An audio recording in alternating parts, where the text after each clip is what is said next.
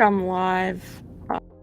I've got a link to the stream, so that usually means that everything's going for me. Just so that you're aware that we are live now. So if you say anything super first, it will be on the internet forever.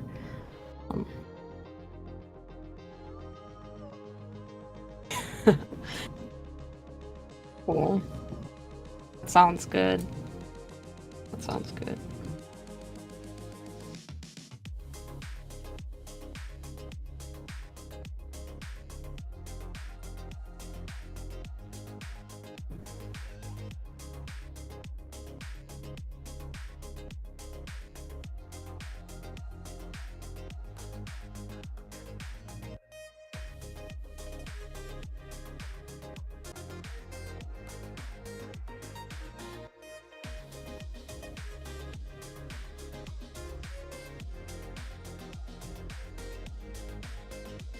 Stream. It's nice to see you. How are you doing tonight, Orc Doc? You're the first one here. Liam from Millennial Model Mayhem is just finishing getting set up, so soon you'll be able to hear him on stream as well as me. And if you want to see what he's painting, you can pull up his stream in a window and mute either him or I, and then be able to see both of us painting. I think he's going to be working on some Skorne stuff. Hi, Goober. Welcome. Nice to see ya. I was just saying Liam's going to be joining the call in a second. So no audio from him just yet. You guys are always nice and get here nice and early. So if the audio is weird when Liam's talking, just tell me and I'll see what I can do about adjusting some settings. What green is that I'm using? This is Scale Colors Toxic Green. It is the color that I've used for the key lime aspects on all of my Tau. So that is the color that I decided to go with.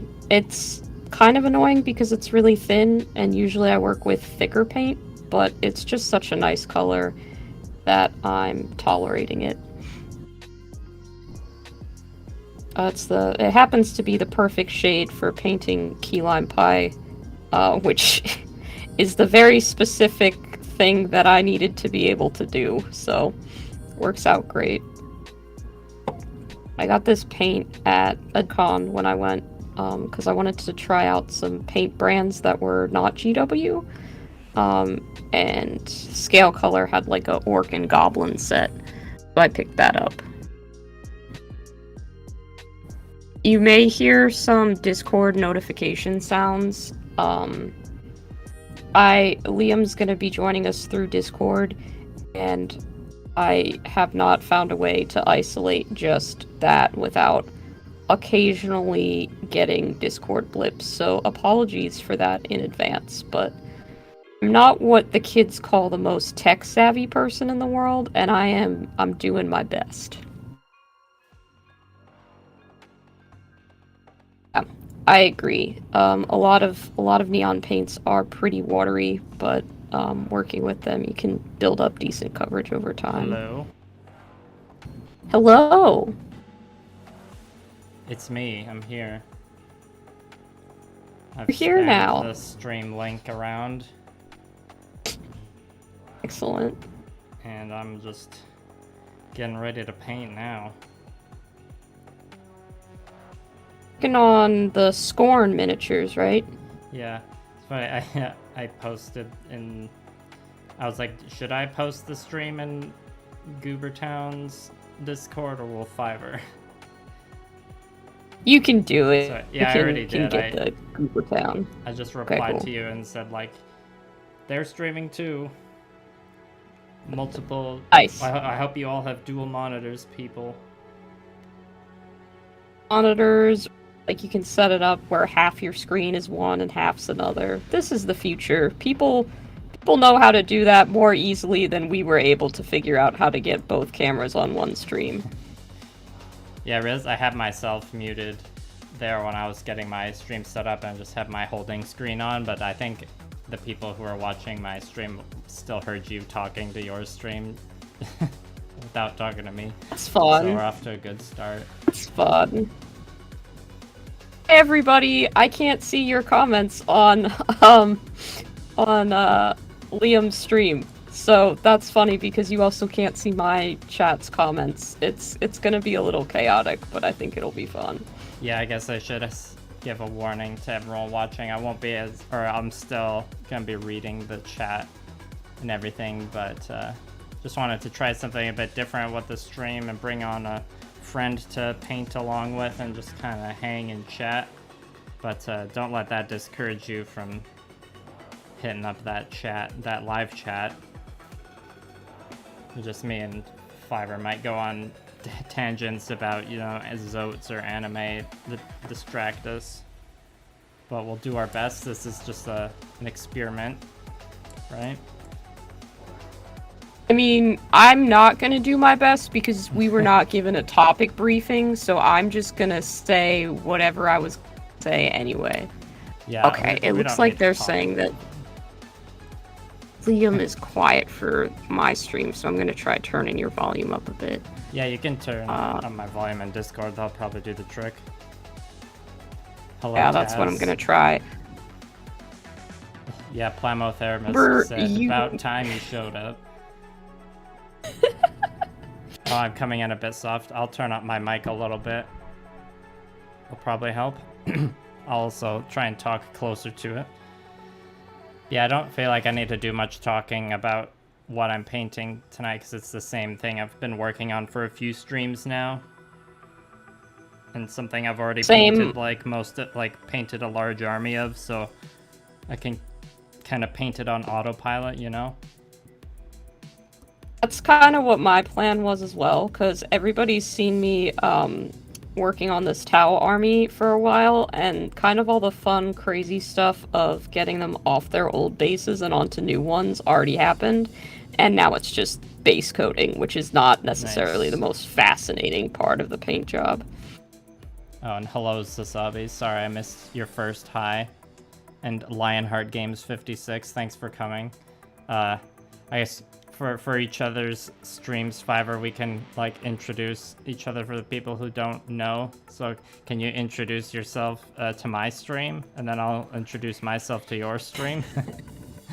Yeah, that sounds good. Also, before that, I'm just gonna say hi to Chris and Roz and Devin, who have all said hello and are watching on my end. Roz also said that she can't wait until we have cross live chat conversations relayed through our lovely hosts, which is wonderful.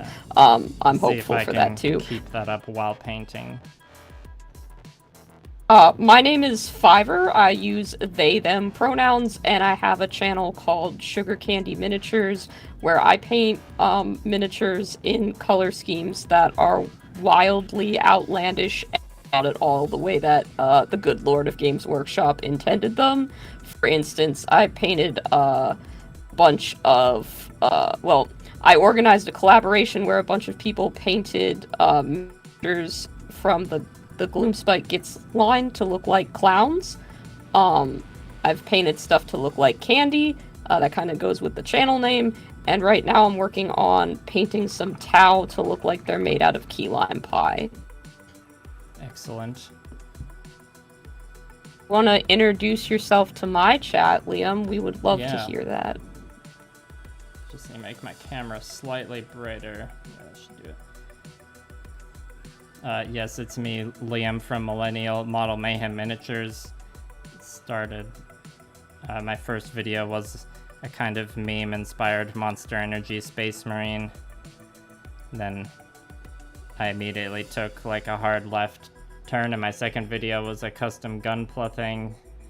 And so I've just been making videos about either Gunpla, which is this like short form of saying Gundam and plastic model, because they're like Gundam model kits. And yeah, I've been focused, I guess it was about a year ago now, I started approaching my painting of Gunpla as a miniature painter, because I have a lot more experience with painting miniatures than I do with Gunpla. So I guess it's been about like a year and a half now. I've been trying to hand paint Gundams. That's been my main thing. But as you can, or if you're watching my stream now, you can see I'm not painting Gundam. I'm painting a Skorne mini, which is a faction from Hordes in the game Warmachine and Hordes by Privateer Press. Yeah, how was that? Did I miss anything? That was good. I think you woefully undersell the fact that you edit all of the parts of you cutting out like models from the sprue. Yeah, I guess the best part of every video. Yeah, I guess I do enjoy editing some ASMR clacks and Gundam model kits. It's a popular I guess I don't know if it's like you call it a subgenre or a full genre unto itself of like model kit ASMR assembly. I guess ASMR is like a genre in itself, but then there's like a subsection of ASMR content that has a lot of like model kit builds. So I'm not the only one who does it. It's so satisfying. It's every piece from a sprue is cut out and organized, and then you like see them just stop motion build into like a foot or then like a hand, and like I fucking hate assembly. Can I swear on your stream, by the way, because it's gonna be a problem if I can't. Yeah, I did not clarify that. I don't remember what I have written in like the description of the rules, but you know, it's okay. I've definitely sweared at least once. I try to just for myself, but I don't care if you swear. Go ahead. I edited out of my videos. If you get too spicy, I'll tell you to like, you know, put the brakes on just a little bit. Cool. I did realize I totally just dropped an F-bomb in this without even like clarifying that. My chat was actually, last time I streamed, they were counting the amount of times that I had sworn, which only made me swear more, because I'd be like, that one doesn't count because it was just like one of those ones where you're like thinking and you're like, and yeah, so it was bad, and I apologize to anyone who got offended. I swear Orkdap, do not start counting. Not again. I swear a lot in real life, it's okay.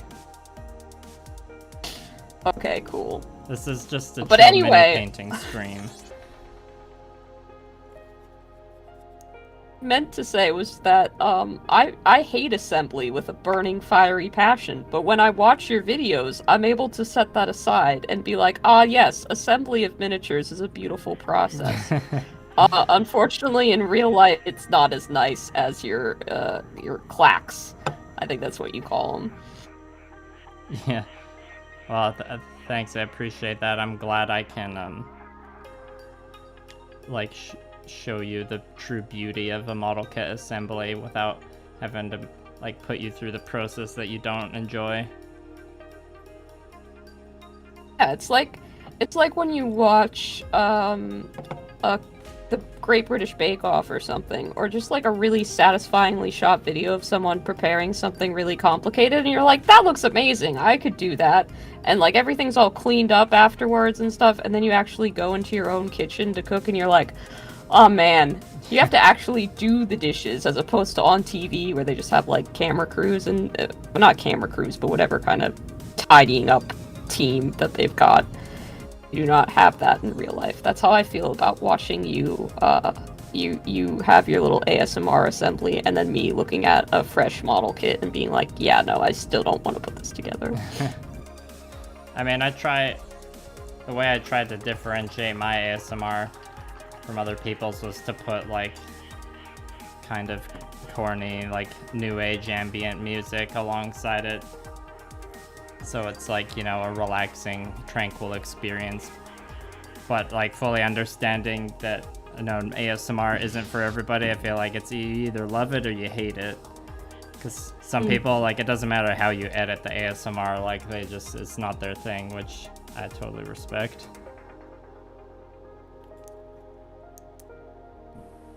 Fair. That sometimes you add little like congratulatory sound Oh. effects or little like whoosh whoosh sound effects to make it sound like stuff's moving quickly. I haven't Yeah. gotten to the part of my editing process where that's even possible because my computer's so old that it barely runs software that I need to edit, let alone run it well enough that I can add cool effects and stuff. So. Yeah, someone called Outback problematic Minis sometimes. and Terrain came over from your stream, apparently. Hello. Oh, heck yeah. Outback Minis and Terrain has been tuning in the past few streams, and they usually say a day when they come in, which is fun.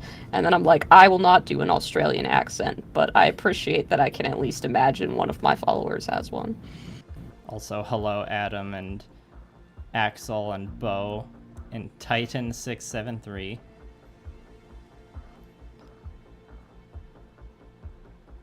Do we have any Zote fans in the chat? Any Zote enjoyers?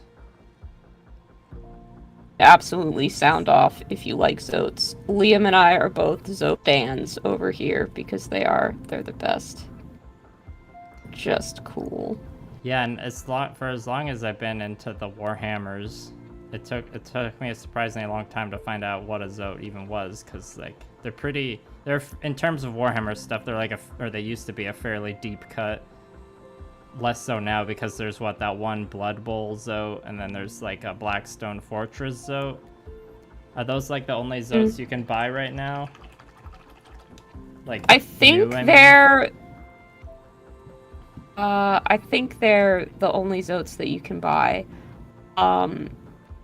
Roz has asked if I will do in Australian accent if she donates $5 to my Ko-fi account.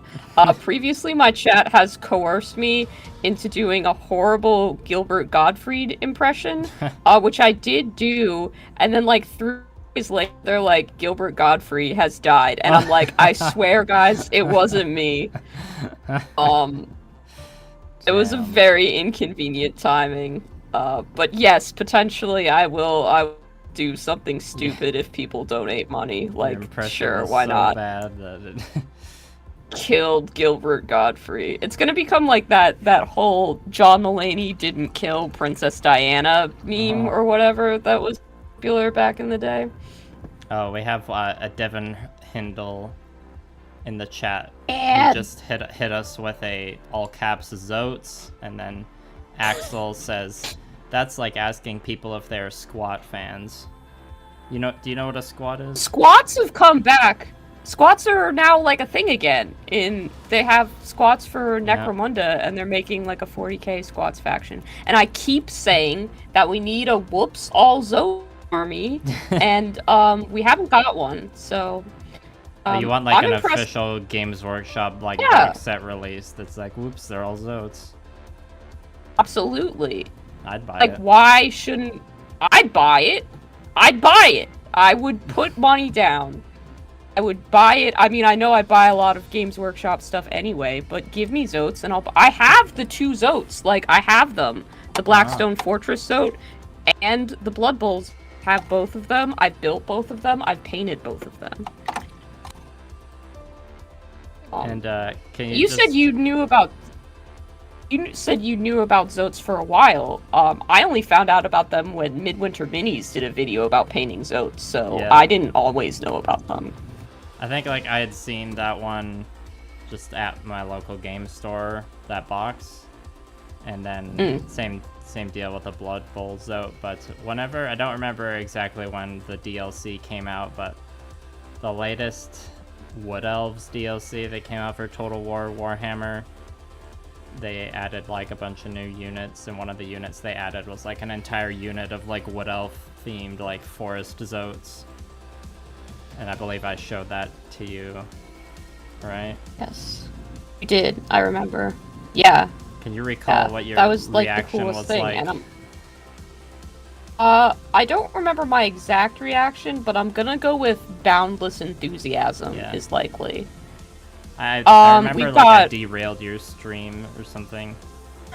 Because like you discovered that Zotes were a thing.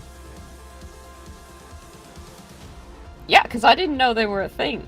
before that, and then I was halfway to like buying and downloading Total War Warhammer, but then I was like, I will not actually play this, and there's no point for me getting this, but I was close.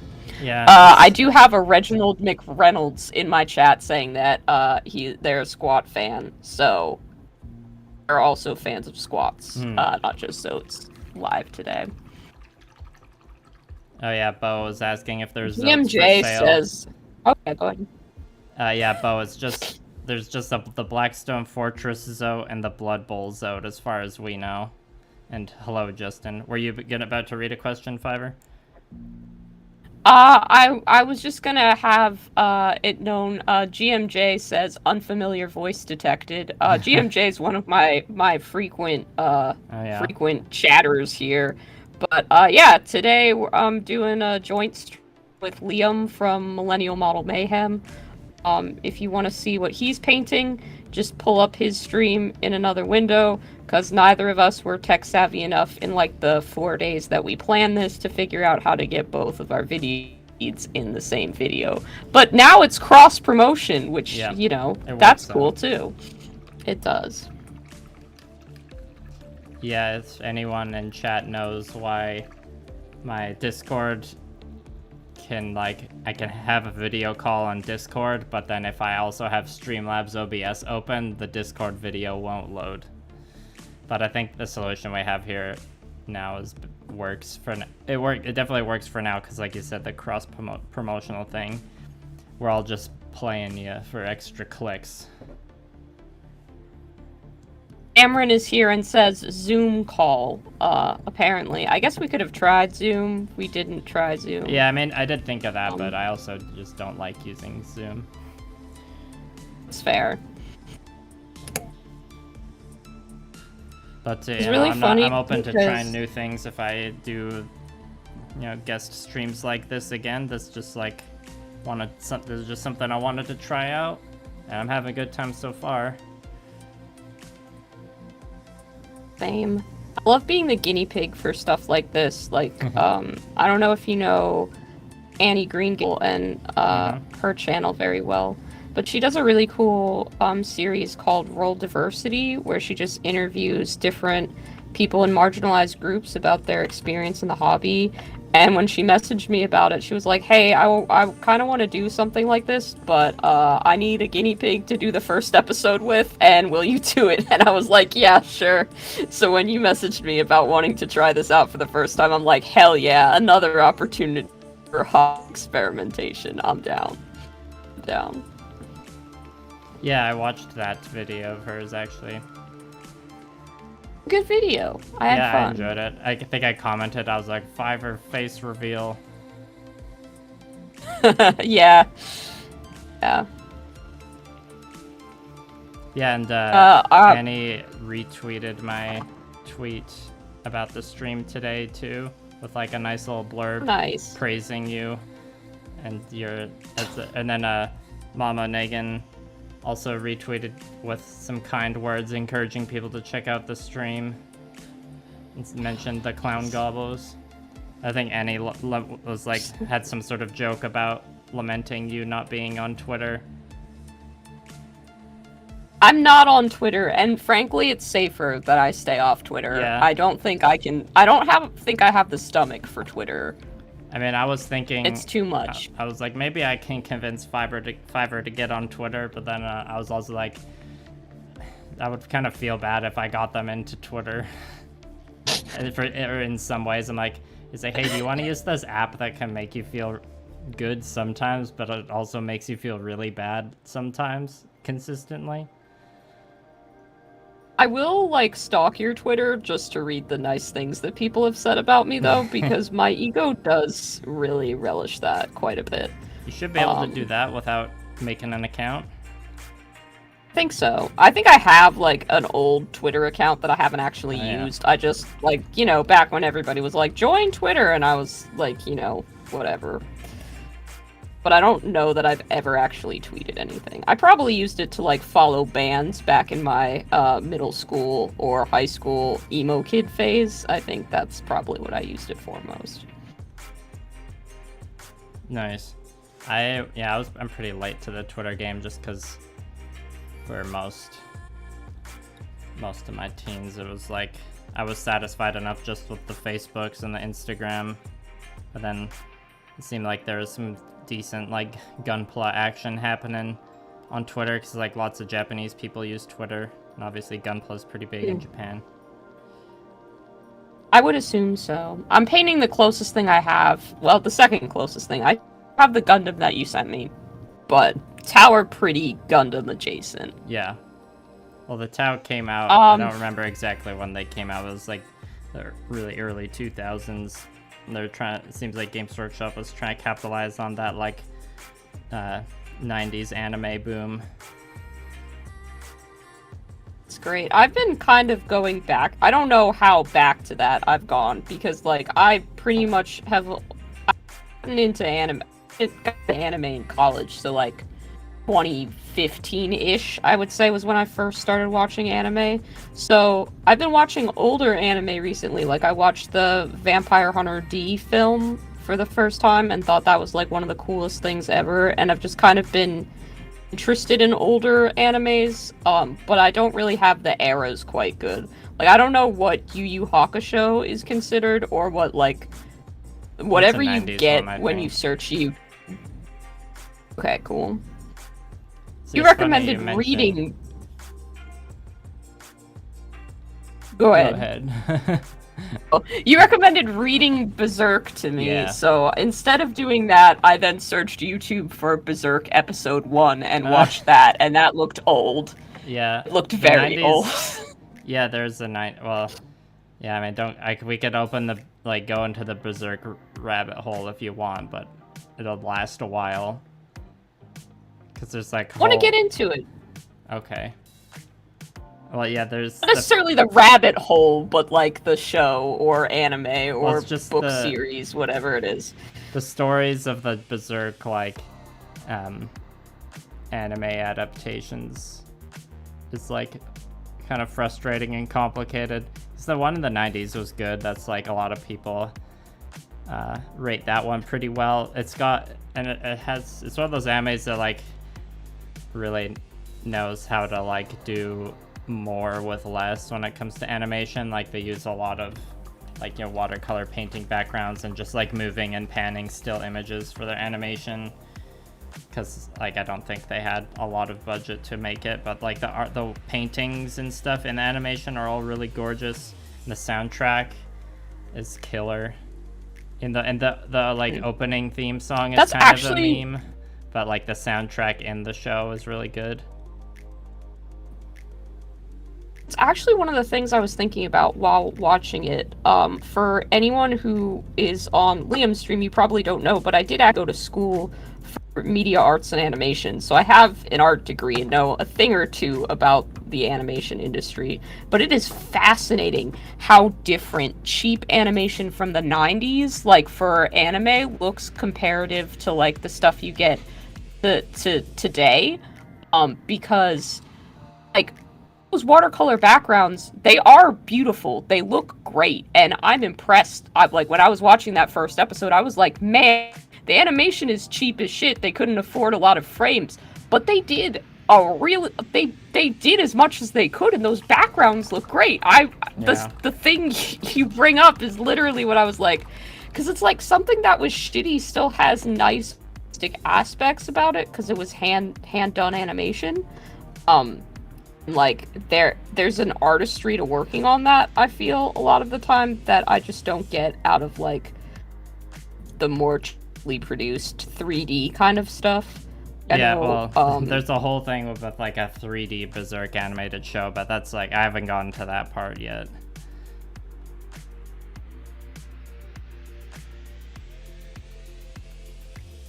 Weird. I don't know how I feel about 3D animes. I've seen a couple of them like on Netflix and stuff, and then I'll like watch them for about 45 seconds and be like, yeah, the style of this I just can't get into. Yeah. I can't get behind it. Yeah, what happened with Berserk is, well, yes, there's that show in the 90s, and it adapts like the beginning of the manga up until the end of this arc called the Golden Age arc, which is kind of like the most famous arc in Berserk. And it's like, well, a lot of people say it's the best. But the way they end the show on like probably like the most like depressing like cliffhanger endings ever. And then it just like the show ended and there was never any more until the like 2010s. There was a movie trilogy by like a new studio, and they like just adapted that Golden Age arc again in like a series of 3 movies. And they didn't end it on the same cliffhanger. They went like just a little bit further, and then some kind of like production hell or rights management hell, or maybe it was because the movies like didn't perform as well as people wanted. There was never any like follow-up to those 3 movies made, which is too bad because I really like them. And I think like the first movie, or in all of them, they use like a mix of 3D and traditional animation, and in the first movie it's a little janky, but in the second and third ones I felt like they really like found the sweet spot on like knew when to like use the 3D and when not to, and like had all the good tricks to blend the two together. And also when the 2D animation happens in those movies, it's like gorgeous. I love it. Then in 2016 there's this infamous adaptation of like the stuff that happens after the Golden Age arc in Berserk, so it's like kind of the follow-up to that series of movie trilogies. But man, the ball was dropped so hard on it. It's got like just tons of like very laughable, like memeable clips of bad 3D animation in it, and it was just the studio that handled it just was not equipped to handle a story like Berserk, and it was kind of a train wreck. So now Berserk is kind of in like anime adaptation purgatory again. Well, it's probably never gonna get a proper anime adaptation, which may be for the best. Like it's a really good, like amazing, iconic manga, but it's one of those stories that's like just be really hard to adapt into animation or film, you know? Especially with like some of the crazy demon stuff that happens. Keep trying to make Dune happen in media, so you know, it seems pretty unadaptable from what people have told me. Well, have you seen the Dune from 2021, Denis Villeneuve's Dune? I have. Yeah, I really liked I've it. seen Timothée Chalamet as Dune. I have seen that. I guess his name is actually Paul, but like, yeah. Paul let me Dune put Atreides. it like this, Liam. Paul Dune Atreides. I think Dune with Timothy is great if you love the books and have read them. I have not read the books, and I have no affection for them and no idea what the story is actually supposed to be about. So basically, if you look at it from that perspective, you are watching like 3 hours of exposition and people explaining like a setup, and you're like, great, awesome, this movie is going to be about the political structure. Great, awesome, this movie is going to be about the sandworms. Great, awesome, we're going to find out what that weird flying guy who randomly is like huge, and is that an alien? No, it's just a guy with a flight thing that they don't explain, the one thing that they don't explain in the sea of explanations. So I basically was like, I watched 3 hours of exposition with no payoff, none, and I was like, I bet that followed the book exactly. But if you look at it as a film,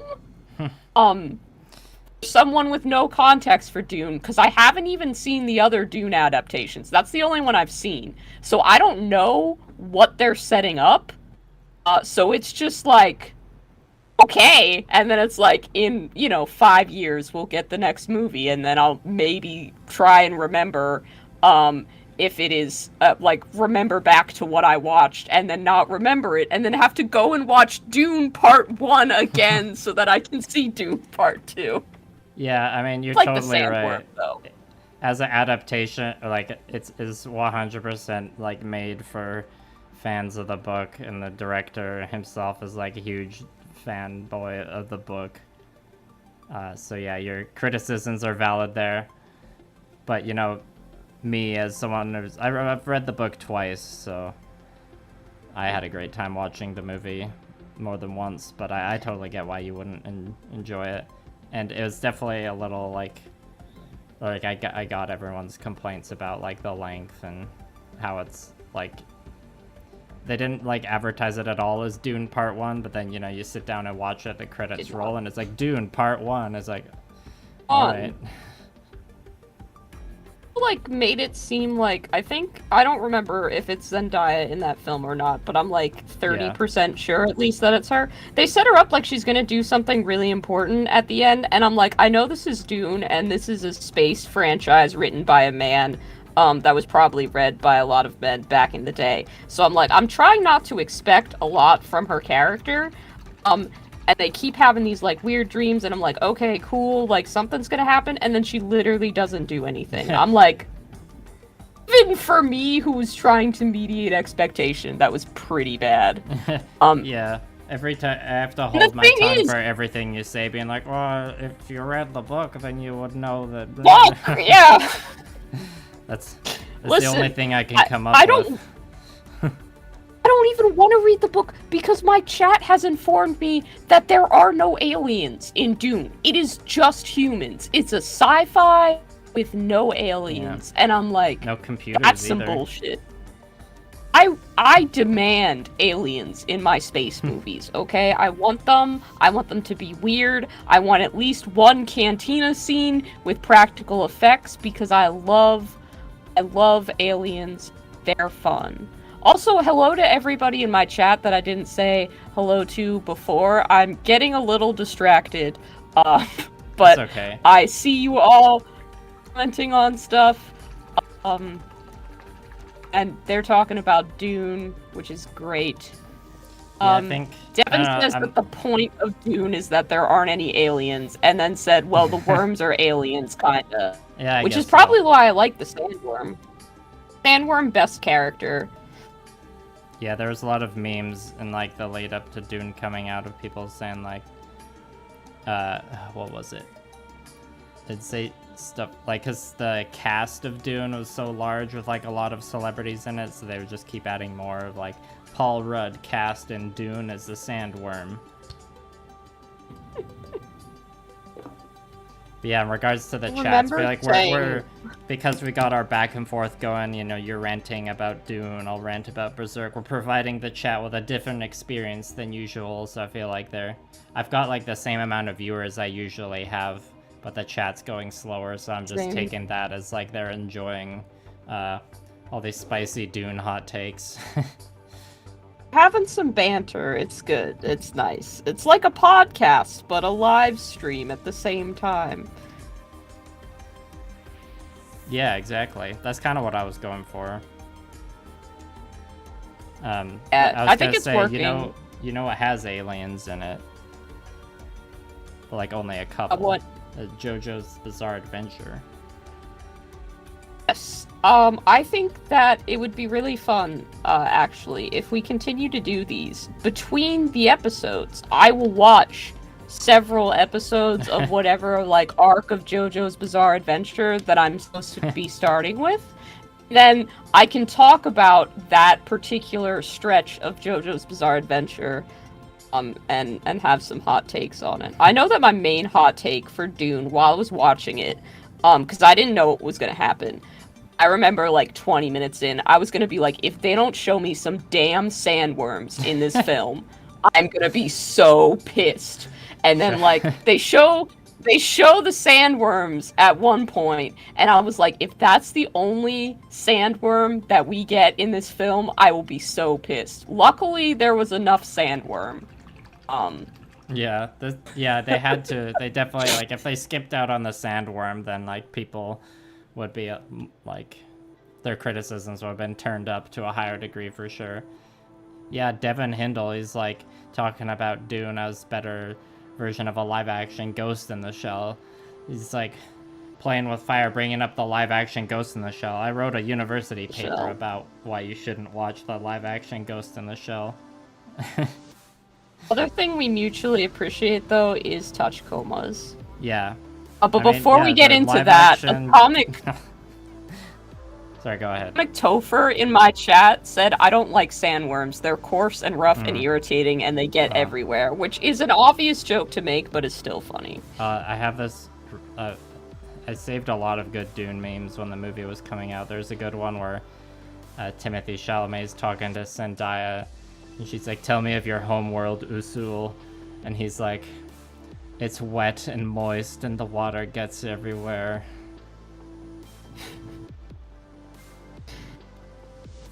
And yeah, I'm sure there's some great ones. There's this really good...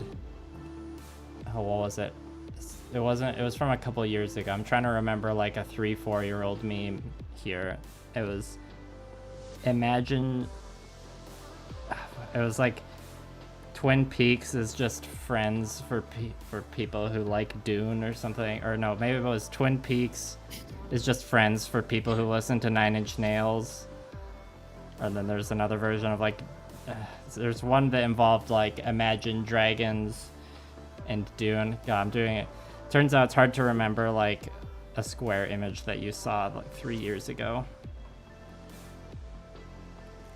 Yeah, that is hard. I remember there was a time where I was really good at that though. Like in middle school, I was on Tumblr all of the time. Yeah. So yeah, definitely. But I got to a point where I had read like, cause my friends and I were all in relatively the same fandoms and stuff like that. So we'd see all the same memes. But I was a depressed child without anything better to do, so I would just be on Tumblr, like, from the moment I got home until I went to bed. And it got to the point where people would try and show me posts, and I would just recite the end of the post before they could get there. Because I had seen them all. And, like, I'm sure that it made me seem like an asshole to those people, but I thought I was very cool for just knowing everything all of the time. You never know when that, like, deep internet lore is gonna come in handy. There's a toaster in my chats. They said, never thought to check if a Tachikoma model existed. There are some Tachikoma model kits around there, but... I mean, the most recent one I saw online, it looked like pretty basic, but it wasn't like Bandai brand. So usually when they're not Bandai, they're like a little harder to get in North America. But there are Tachikoma model kits out there. There's a lot more just like Tachikoma action figures though, or you know, like those expensive like $120 to $200 anime figure kind of merchandise. But you know, I'm sure I'll get one of those eventually when I can justify it, or you know, win it in a claw game. Or no, I wouldn't be able to win one of those in a claw game, but you know what I mean. I don't own like any anime statues, and for the longest time I was like, this is just not a thing that I ever feel the need to own. I'm a good, mature human who doesn't like need to spend their money on plastic. Of course, you can see my desk and there's towel everywhere, so that didn't work out. But there's this Chinese anime that I absolutely love, and I guess they're not technically an anime, but I don't know what they're called. And it's called Modao. Did you really? Well, I wrote a paper, not about that specifically, but like talking about like the history of anime production and stuff, and yeah, like, cool. If it's not made in Japan, is it an anime? I would say, like, I know the show you're talking about, Modao Zushi, I would say that it, like, I don't see any problems in calling that an anime, because it's very, like, anime in style. Yeah, it's at least anime adjacent, if not exactly an anime. But, like, this is a top 3 show that I just love. It's so good. And I was like, yeah, it's fine. You know, but then the production company or whoever gets licensed to make statues makes a very badass statue of like the main character. And it's like a $300 statue. And I'm like, I would never, I couldn't. But every day there's a small part of me that's just like, buy this for yourself as a little treat. I'm like, that's not a little treat. That's not how that works. I keep looking at it. It's beautiful. It's got the protagonist and like there's cool like blood magic effects, and he's playing his little flute to raise. Like, it's a cool statue.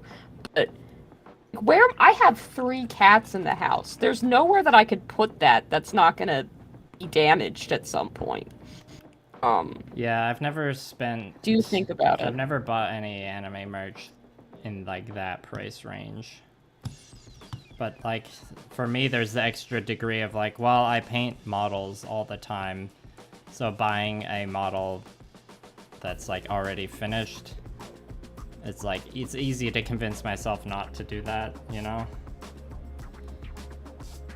So far it had been. That was the only one that I looked at with serious intent, but as of now, my wallet has still been safe. Well, that's good. I think if it was like a $200 statue, I would have caved, but I think for whatever reason, I was talking about this the other day, $300 seems to just be a price I cannot justify to myself for hobby-related stuff. I didn't end up buying the Necromunda Ashwaste box, and I've been talking about how I'm not going to buy a Khorne army, but I keep thinking about buying a Khorne army. Yeah, I think I saw some posts about that. Yeah. My chat seems to have, BMJ, if you're asking me, am I talking about the Wei Wuxian statue? Yes, I am. If you're looking at it, agree with me. It's beautiful. It's a great statue. I would love to have that statue. It's so nice. But yes, that's the one I'm talking about. But anyway, yeah, the Kabanda model from Forge World just got released. Like, it's brand new. That's Khorne character whose lore I only learned, like, yesterday, but I'm like, yeah, he's dope as hell. The Khorne, was he a Primarch or a Demon Prince or something? He's a Demon Prince. Okay. Yeah, and I think I saw pictures of him. Fought Pretty Boy Angel anime protagonist Sanguinius, who's like the Blood Angels guy. Yeah. And I was like, okay, sure. And there's like this Ben comments for he's like a really, really talented model painter, but I got to see his Golden Demon entry, which is a dual entry between Sanguinius and Kabanda, and it's beautiful. My jaw literally dropped when I saw it at Adepticon. So like, I thought it was very cool. But anyway. Where were we going with this? What was I saying? $300. It had something. Oh right, but I looked it up. I looked it up on Forge World, and the price for it is $330 for a single miniature, and I'm like, yeah, there's no way. Forge World prices are super inflated too, it seems.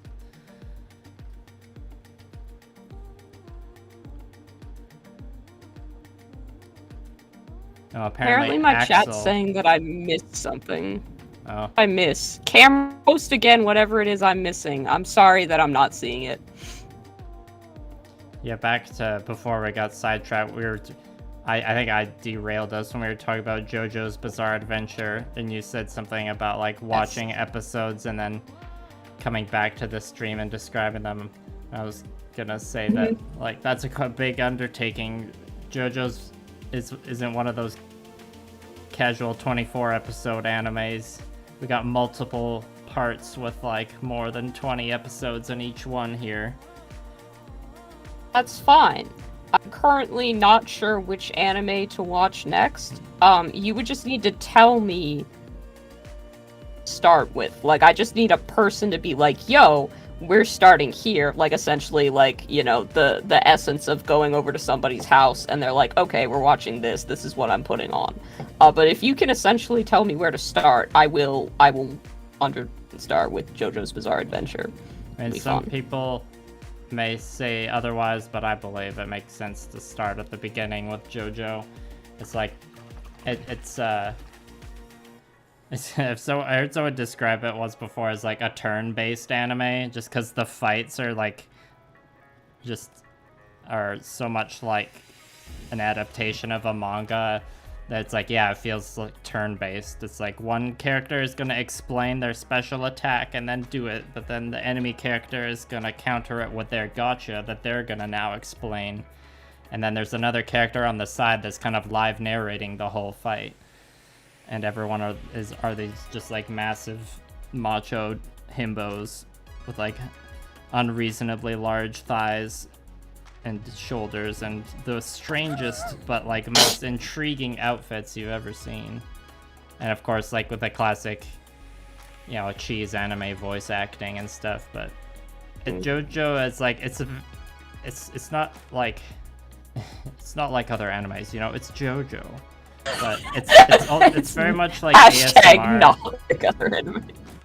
Yeah, exactly. It's also kind of like ASMR where, like, you know, if it's not for you, I get it. It's like you either love it or you hate it. It took me, I was a bit like, when I started watching JoJo, I was kind of like not sure if I liked it. But it didn't take long for just like the ridiculous nature of the show to just become just supreme content. I mean, I had to start watching Bull Eater about 6 times before I ever made it through it, and it's like I love it now. It's not one of my top 10, I don't think, but it's still pretty good. Also, my chat just wanted to inform me that I potentially been saying Orc Dork's name wrong, or Orc Dork changed it from Orc Doc to Orc Dork, and this has apparently been a meme within the chat. But I've said it now. You guys can be satisfied with that. Also, hi Ghost Bear, welcome. Your chat tries to mess with you. It seems. I don't know. I'm trying to remember if anyone's tried to mess with me in my chat before. Probably. I mean, one time there was like I get a porn bot bullied in that my showed chat up. all the time. I've officially gotten to the point where my channel's big enough that there are spam comments trying to get people to click on OnlyFans now. So I'm like, yep, I guess that's it. I'll just get deleted within seconds, of course. But yeah, sad reality. You know you've made it when? Apparently, it has been Orc Dork for a while, and I've just been reading it wrong, and Orc Dork has been too nice to correct me about it. I feel sad. I apologize. That's on me. Sorry, chat, that I accused you of gaslighting me. That wasn't cool. However, y'all do bully me, and it sounds exactly like something that you would have done. So. Yeah, I saw you got bullied on your stream last night. Are they like teasing you about some no, it was some necromancy stuff. Something involving body parts. I don't know what it is. Like, I've always said that my chat isn't a safe space for Nurgle fans because Nurgle is creepy and gross. And then, like, everybody's like, LOL, I love Nurgle. I'm painting Nurgle while listening to your stream. And it's just me talking about how gross and disgusting and hateable Nurgle is. And I'm like, I don't understand this. But everybody was, like, making cannibalism jokes for whatever reason. So yeah, that was happening. Yeah, I thought that was funny when you said your stream, like, wasn't a safe space for Nurgle. It's not. You know, I'm down. Your stream out of all those, I mean, out of all the Chaos Gods, Nurgle's my least favorite, so. Correct. You have the right opinion about this thing that objectively has no right or wrong way to play. But yeah, Nurgle's gross, and I hate him. It's very interesting, actually, because the 2 Chaos Gods that I like, Tzeentch and Skorne, hate Slaanesh and Nurgle, which are, you know, by process of elimination, my least favorite gods. Yeah, Slaanesh is my favorite because I, you know, belong in horny jail. Maybe like Khorne is my second favorite. That's funny because Khorne and Slaanesh hate each other, but very much in like a Khorne actually hates Slaanesh, and Slaanesh would just like make inappropriate jokes as Khorne was trying to kill them. When Khorne is like, stop joking around, this is a serious fight, and Slaanesh is like, I'm gonna whip you, I'm gonna spank you on the butt.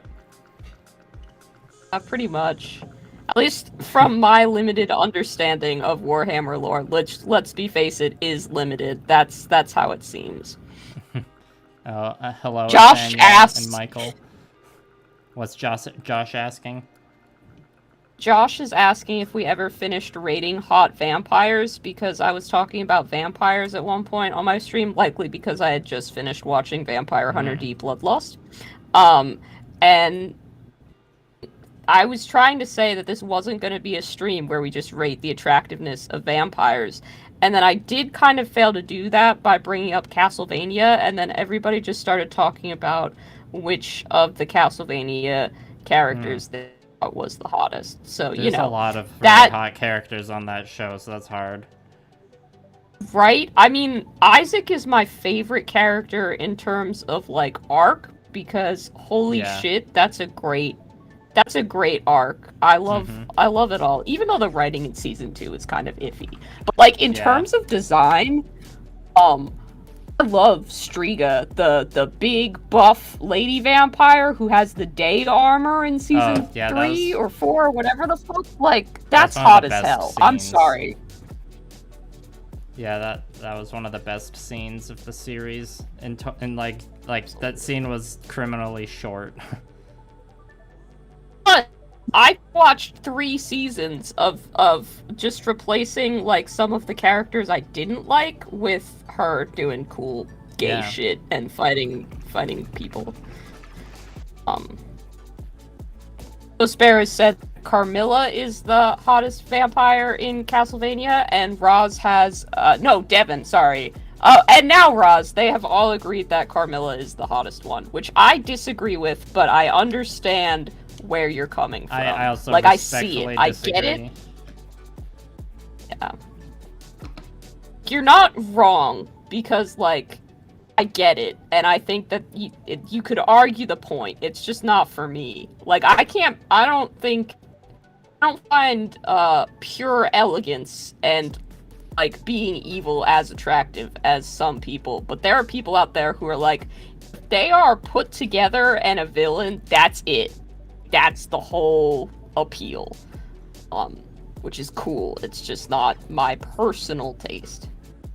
So anyway, Liam, who do you think is the hottest vampire or character in Castlevania?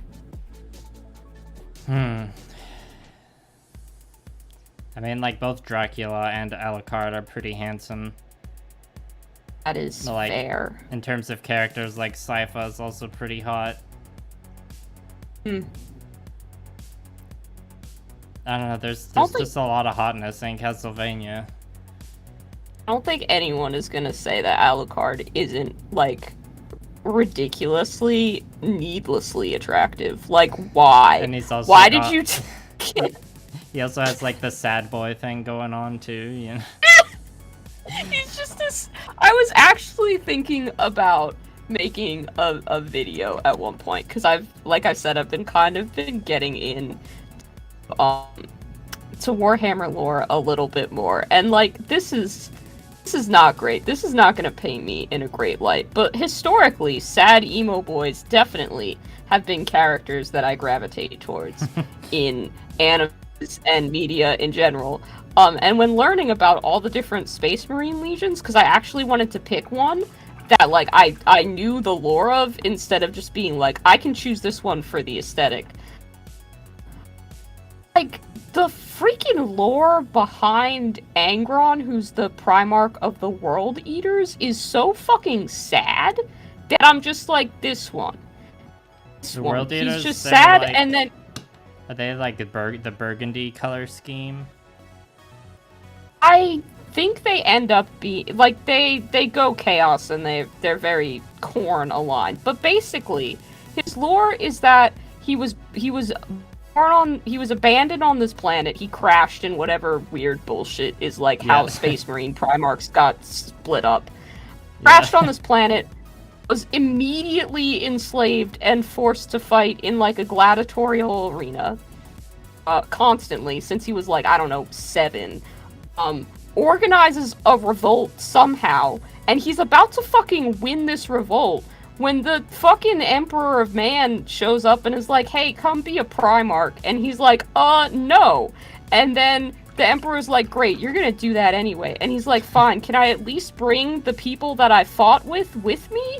And the Emperor's like, no, we're leaving now. So he abandons the entire revolt which gets slaughtered, and then he has to, like, deal with these space marines, and they're all like, why do you not love us? And, like, he has no good reason to fight for this guy who essentially just captured him again.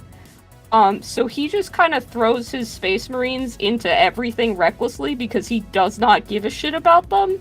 Because essentially the war he cared about, he was pulled away from, and anyone he would have had to connect to died. And like, I don't know. That's some sad emo boy lore right there that I was just like, yeah. That's, yeah. I forgot I've had this can of Coke sitting on my desk the whole time. It hasn't gotten warm yet, so I gotta crack this before it gets warm. Oh god, people are correcting me on the color schemes. Pre-heresy, the World Eaters are blue on white. Post-heresy, they're black on red. So yeah. I've been actually worried. I'm listening. like, uh-oh. If we start talking about Horus heresy, I don't think either of us are experts. Oh, we're not. And that's fine. I've been watching a series on the different legions, and I've been listening to an audiobook about Angron because he's who I care about now.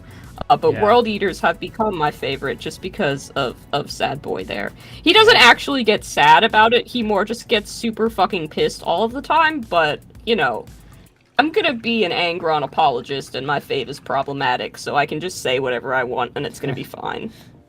Yeah. Oh, there was some Chaos God chat on my chat. We've got, Michael says Nurgle's not that bad. Okay, Michael. We got a corn from Devin. Corn for the cornflakes.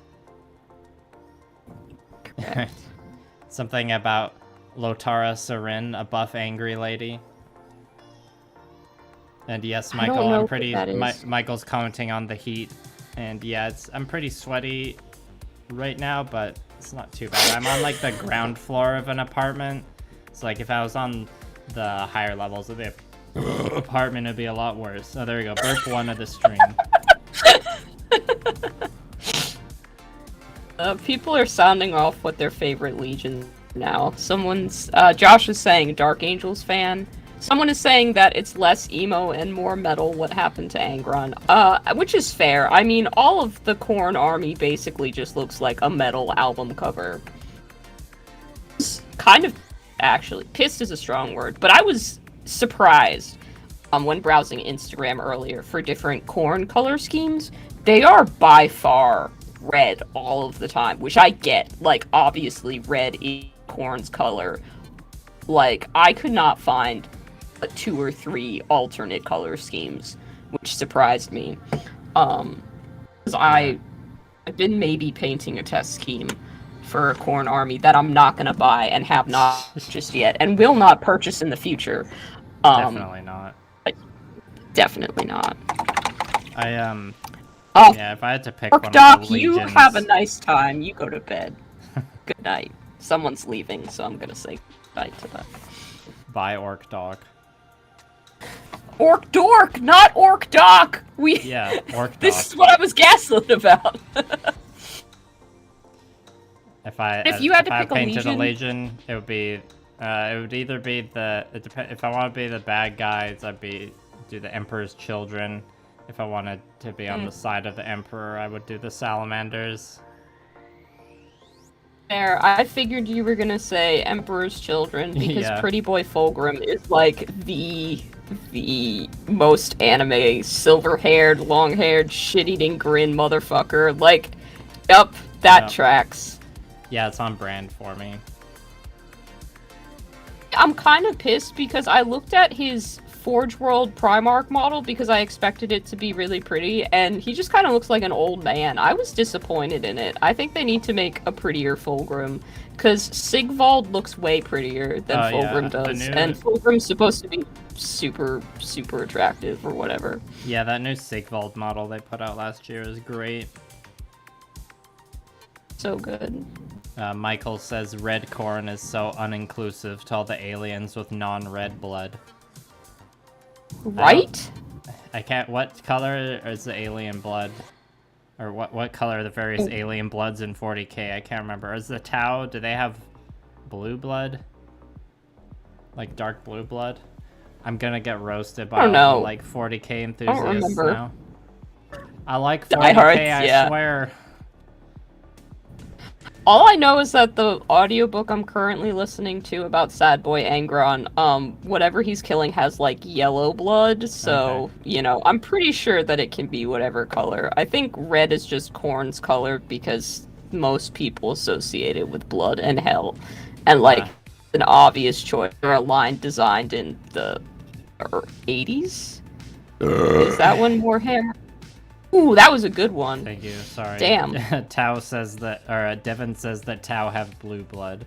Tao say that Devin has blue blood.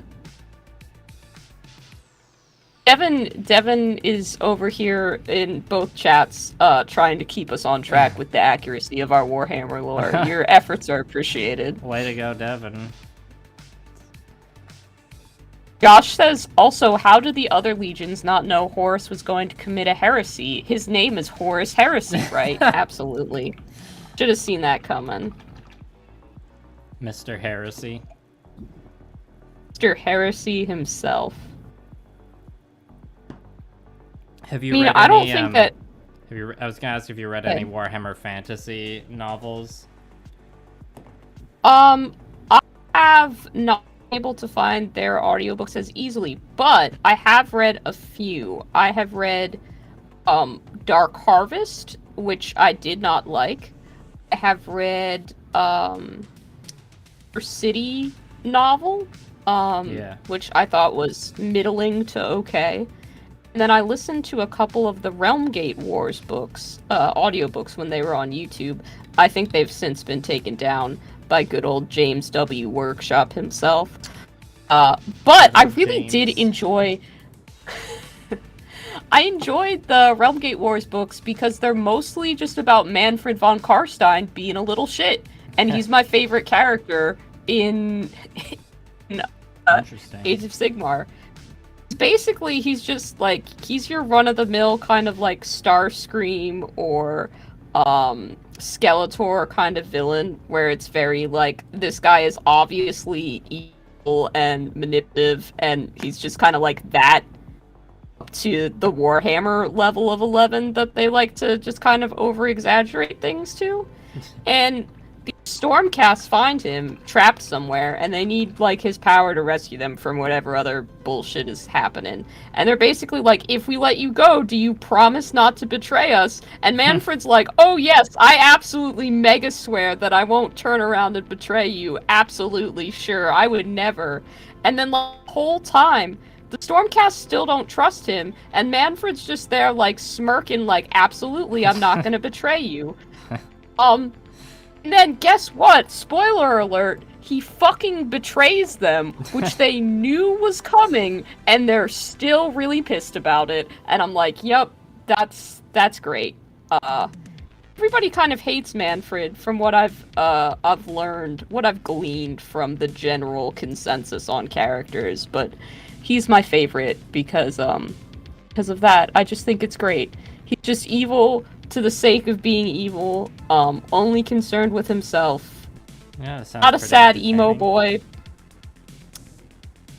He's great. He's a good anime villain. I think probably he's along the lines of like Hisoka in Hunter x Hunter. I would say is probably like similar in their shit-eating nonsense.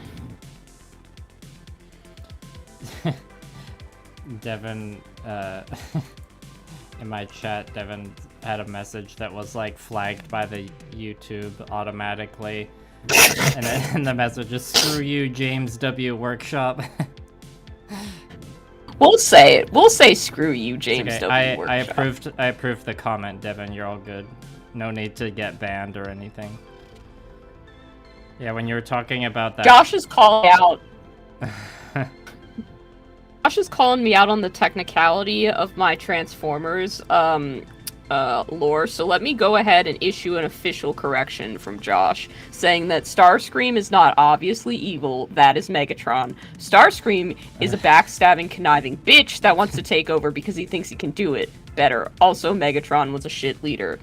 I'm gonna defer to Josh on this because I did watch the Transformers like 1985 movie, and I didn't think that it was good. Yeah, I was there because for it's that not. stream. I was there for that stream when you were spewing those Transformers hot takes. It's not a good film. Like, I get why people love it, but I've as a seen it film, many it's not times. good. It's still a toy It was commercial, a great... yeah, but I love it. It's a great toy commercial. I was impressed with the fact that they were, like, killing Transformers off. I was like, whoa, that got a little bit dark for a child's toy commercial. No, that movie, like, bamboozled a lot of children in the 80s, because they fucking murdered Optimus Prime in the first 20 minutes. And that made a lot of kids very upset. Kill Optimus Prime, and like he basically gets the same injury as the idiot like hotshot one. I don't remember his name. Hot Rod. Gets. Oh no, you mean Hot Rod. Rodimus Prime. Whatever. He gets Hot Rod gets the same fucking injury at the end of the movie, but for whatever magic reason, they're suddenly able to cure it. I don't know if the power of that fucking Weird Al song just like got them enlightened or whatever. The but soundtrack is pretty Optimus good. It does kind of slap. I won't lie. Yeah. At least we can agree. Very on that. inconsistent. Very inconsistent. And that was the last thing George Orwell did before he died, was be Unicron in the Transformers movie. Yeah. And he thought it was a commercial. He didn't even know he was doing a movie. I didn't know Apparently. the thing where he thought it was just a commercial. I do know that George Orwell's last thing that he did because everybody said Transformers 1985 is not a good movie to, immediately launched into a barrage of fun facts about it. Isn't Leonard Nimoy in there as well? Yep. Like, that's just, yep, Like, these are all things, these are facts about the movie, sure, but they don't make it a good, captivating film. They're just interesting bits of trivia. I mean, it's one of those movies that's impossible for me to watch without rose-tinted glasses, so... I just can't quite have an objective view on it, you know? It's very fair. 3. There you go. Do you ever have a little, like, counter on your screen that counts those? That would be fun. No, because usually I'm like... It'd be complicated. Usually I just burp and keep painting. I don't... Or at night. I definitely have thought about, you know, setting up a widget or something. Maybe if I ever become, like... a big enough streamer or YouTuber to like be able to hire stream mods or something, I can have a dedicated assistant to like keep track of the up the burp tracker.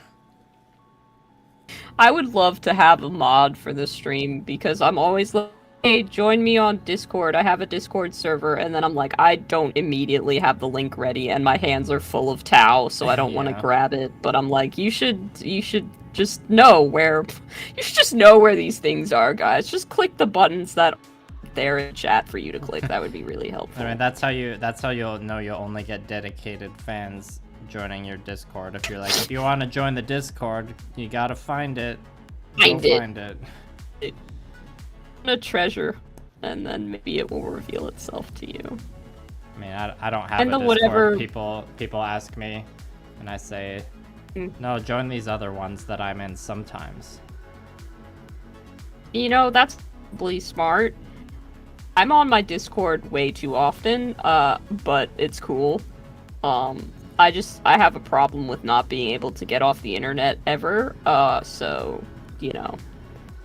I feel you. Like, you have a Patreon, don't you? You have that, at least. Yeah. You've gotten to that level of YouTuber. Don't you have a Patreon, or do you just have a Fiverr? I do have a Patreon. Fiverr's Fiverr? I don't have a Fiverr, I have a Coffee as well. I'm confusing Ko-fi with Fiverr. Oh, hello, Otaku Builder just donated a $10 super chat. Thanks, dog. Appreciate it. Dude, that's awesome. Doing a guest stream with my friend Sugar Candy Miniatures here. What did the super chat say? Is there a message? It's an animated GIF of a Shiba Inu with some fans doing a little dance. So that's the super chat message. I love that. I'm not sophisticated enough on YouTube yet. Like, I haven't hit their monetization goal thingy-mabobber. Yeah, I don't have takes a while to 1,000 get subscribers or yet. Yeah, I'm getting there with the view time. really? But I haven't got.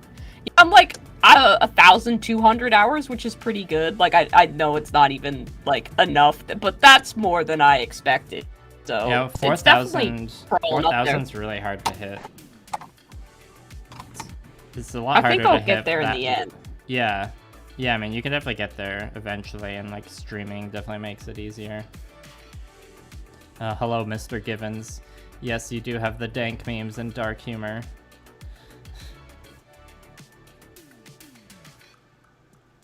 There's Transformers. Yeah, I was gonna say, even with the Michael Bay Transformers movies, I was like, I've spent too many years of my life being an apologist for those. Not all of them, but like the first one, I would still be like, yeah, it's still like a good action movie. What's good? The first one's fun. I love, what is it? Sam's parents are hilarious in that. I think for me, I saw all the Michael Bay Transformers movies in theaters up till the 4th one. Yeah, I think and then the 4th one happened, and I was like, all right, these are shit now. I'm done. I can't do it anymore. It's like the 4th one, I think it was Age of Extinction. I can't remember. It was the one with the Dinobots in it, but like they didn't show up till the end, and it was like almost a 3-hour movie, and it was a real slog. Like how Dune promised me, in my mind, a point to the movie, and then there was none. Yeah, Dune, just like Transformers Age of Extinction, gosh.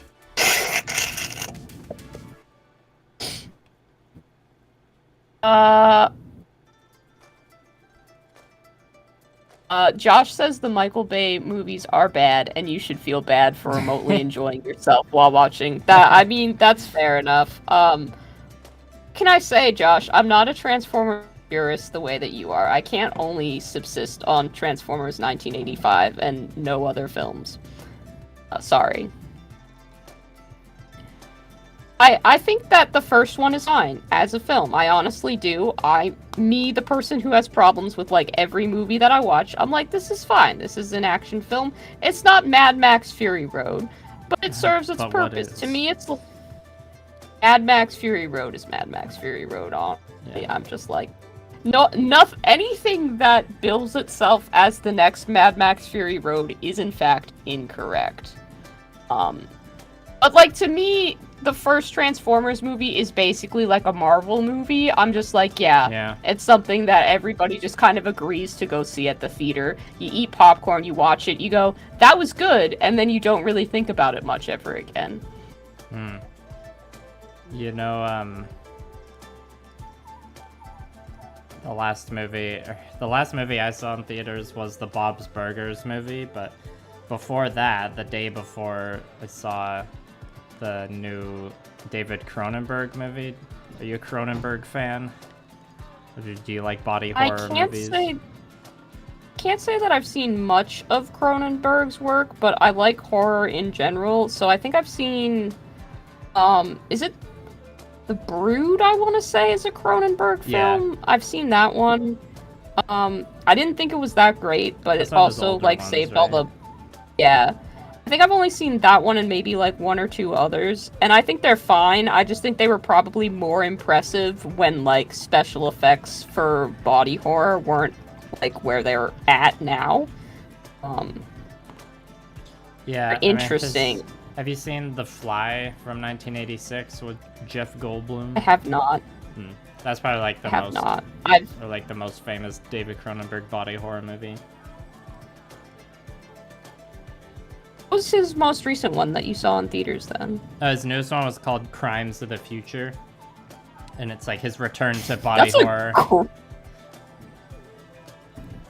That's a great name for a movie. I've been seeing movies with terrible names recently, and it's pissing me off. Yeah, like what? Like, some of the more recent movies that I've seen, Alex Garland's film, Men. Like when you say I'm going to the movies to I'm see gonna men, go like see men. no, that's not. I'm seeing men Hell the yeah. film, not men like to stare. Exactly. Hell Then yeah, go see some men. I've seen Everything Everywhere All at Once, which Oh, is the yeah. name of a film, but if you're just talking to someone about it, that's really weird to say. And then I I really need to plan see on that going one. to see. You should. If you have childhood trauma, though, be warned, it will make you emotional. I Okay. cried in the theater a lot, It takes a but lot that's for me to okay. cry.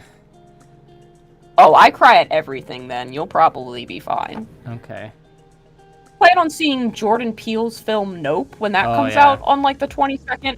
What are you going Yeah. to the theater to see? Nope. Like I hate it. Name movies something that I can say reasonably would be nice. That would be great.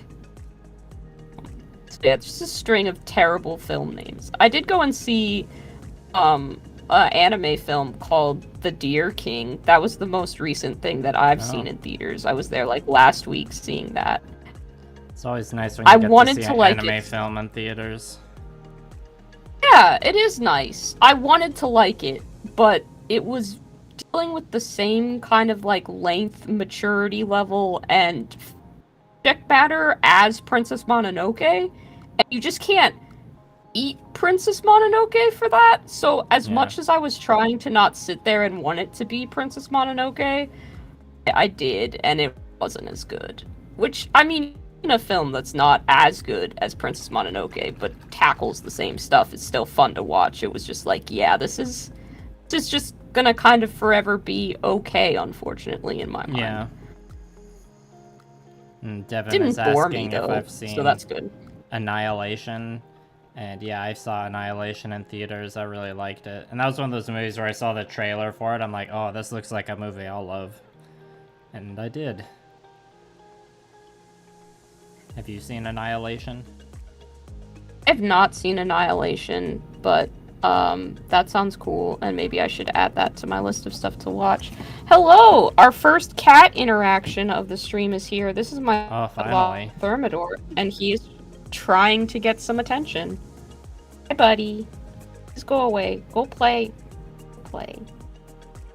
What's the cat kill count of miniatures at this point? God, it's and I just had 2 cats. When I just had Lobster and Hector Barbosa, things were fine. Like, you know, I lost like 1 mini a year to something just being knocked off a table. Achilles is out for blood. He hunts my miniatures. He tries to get them out of drawers, and he just wants to crunch them. He wants to chew on them, bite them. Like, he doesn't swallow the pieces. He just enjoys the chew, I guess. The mouthfeel. Yeah. So, like, I've only had him for a couple of months, but he's got, like, 4 or 5 miniatures that he's just crunched to death that are not viable. He's taken out a Tau. The Tau army that I'm working, he claimed, like, a random Kroot or something, and I'm like, yeah, I guess I'm not recovering that one. What's your opinion on the Kroot? Do you like the Kroot, or do you find they, like, clash with the Tau part of the Tau army?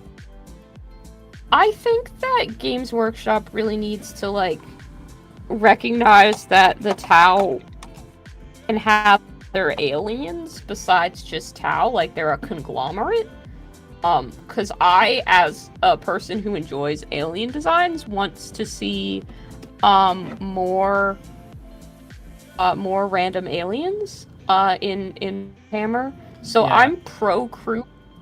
Not exactly the design that I like the best. Like, I prefer the Kroot hounds to the actual Kroot themselves, but I don't mind them. I think that they're kind of cool. I like the Vespids too. Those are kind of interesting. I think, I mean, I think Tau would be more interesting with more aliens.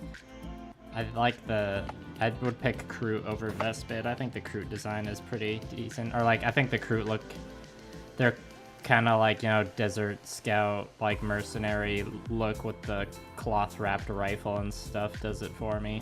And, you know, they have their hair kind of reminds me of the Predator's, like, dreadlock tendril hair, so I like that.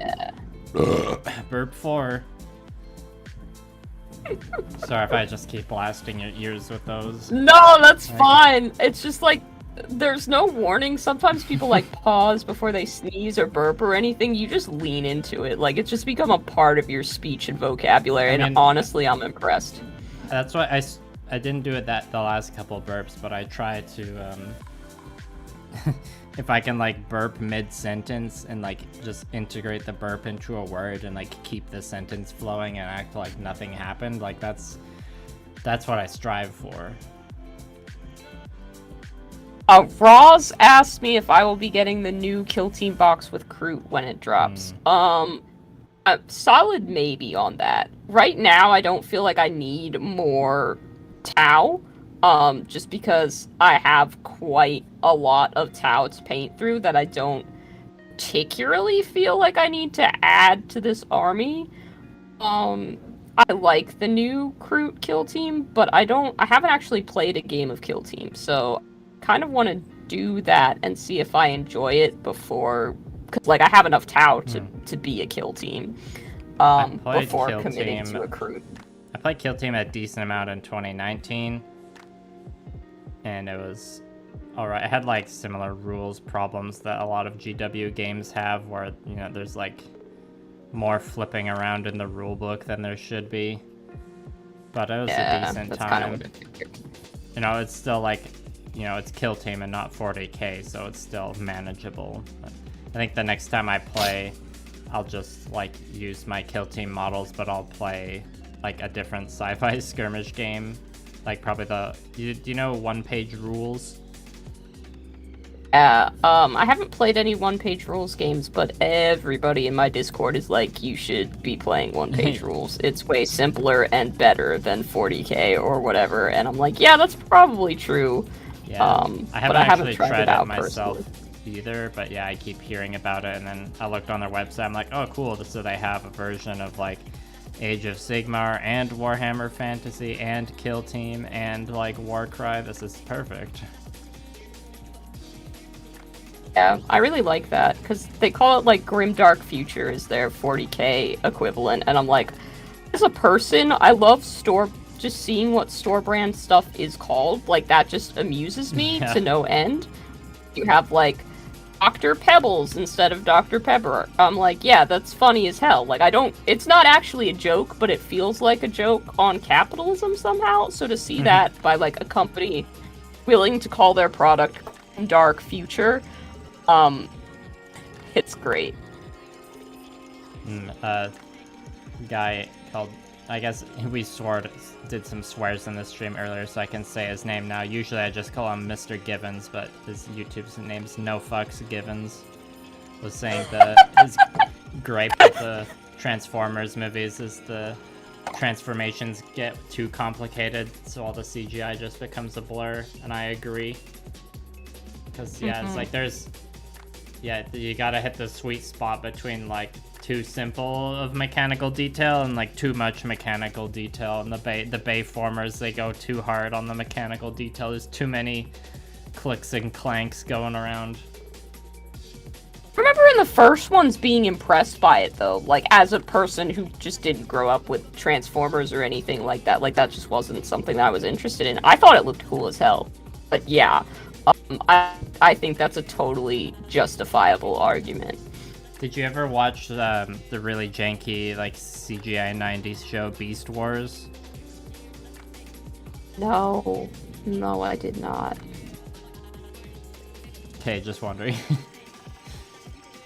I think Digimon was like the only kind of like anime adjacent thing I watched as a kid. I had a super religious mom who was like, yeah, you can't watch a lot of this cool shit, basically. Like, I wasn't even allowed to watch Danny Phantom, and I'm like, what? I can see why some people would think Danny Phantom is pretty like heretical with the ghosts and everything, but yeah, Danny Phantom was a good show. We were only allowed to watch Digimon because my dad was like, Digimon is awesome, and I want to watch it, so we're gonna watch it.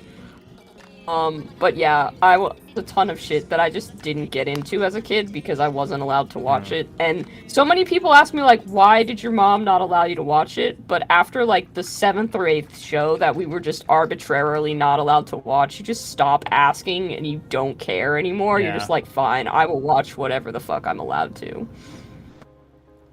I'm sorry you had to deal with that. My That's mom fine. was like... It means I get to... Sorry, go ahead. It just means I get to discover a lot of cool shit, like, later on in life. Yeah. Like, I didn't watch Avatar: The Last Airbender until I was, like, I don't know, a little bit older, probably, like, 14, 15. As I was going through a lot of shit and just trying to figure out who I was as a person, it was weirdly the perfect time to be watching that show. Nice. So I was really enjoying that one. But yeah, there's a ton of stuff where people are like, you should see this, and I'm like, I've never heard of this, probably because I wasn't allowed to. Is Beast, what did you say it was? Beast something or other? Beast Wars. It's a Transformers show. But they turn into animals instead of vehicles. I like Zoids. I had an ex that tried to get me into Zoids. Like Optimus Prime like transforms into like a realistic looking gorilla. I mean, it's not realistic looking because it's this completely CGI show from the 90s. But like Megatron just turns into a T-Rex. It's like so a it's straight just up T-Rex. Transformers Persona is what they basically made. Yeah, I guess so. It's great. That's hilarious. There's no Bumblebee character, but there's like a yellow character called Cheetor. You'll never guess what he transforms into. A cheetah? Yeah. And then there's a character called Rat Trap. I guess he's a rat? Yeah. Correct. And Rhinox. He's a rhino. And Waspinator. They did not worry about blowing any brain cells coming up with these names. There's one Waspinator gonna talk to a character called Optimus Prime. Like those I'm sorry, that's not from the same universe. No, you can't have Wasp. It's not Optimus Prime, it's Optimus Primal. No! No! Liam, no! No. I don't like that. Dislike. That's so bad. Axel in my chat is saying their parents didn't let them watch Power Rangers, and yeah, I also wasn't allowed to watch Power Rangers because me and my brother would like roughhouse too much after watching it and like break shit in the house. I wasn't allowed to watch Power Rangers either. I did later find, if you've not seen, God, what's the name of the film? It's a fairly recent film, and I'm trying to remember what it is. Oh, it's called Psycho Gorman. I don't know if you've ever heard of that film. Familiar. It's so good. It's like a weird little indie, I guess comedy horror is the best sort of genre to put it in.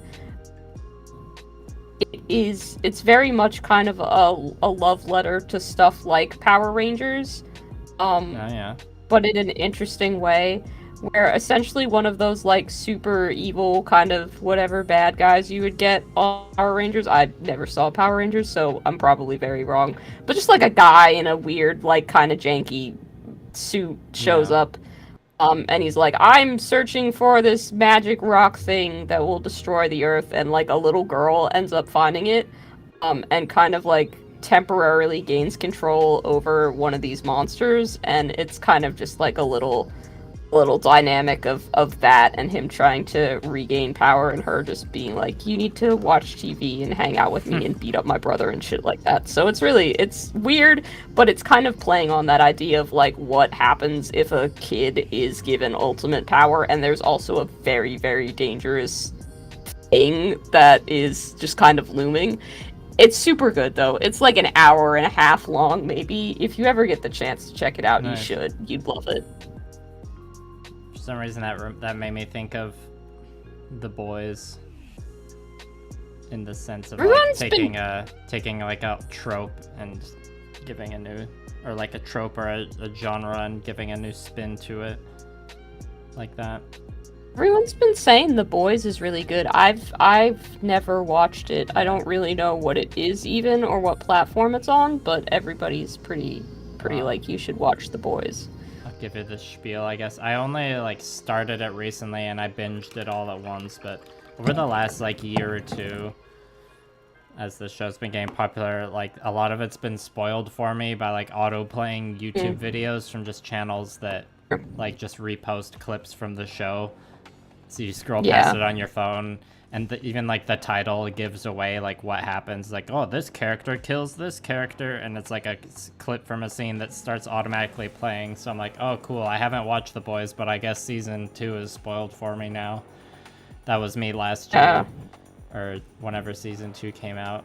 So then this year when season 3 started coming out and like those spoiler clips started showing up on my YouTube again, I was like, you know what? I'm just gonna like borrow Blue Parappa's Amazon Prime account and watch season 3. And even then, there was only like 1 or 2 things in season 3 that didn't get spoiled for me, but I still very much I enjoyed the show enough to like binge it over the course of a week.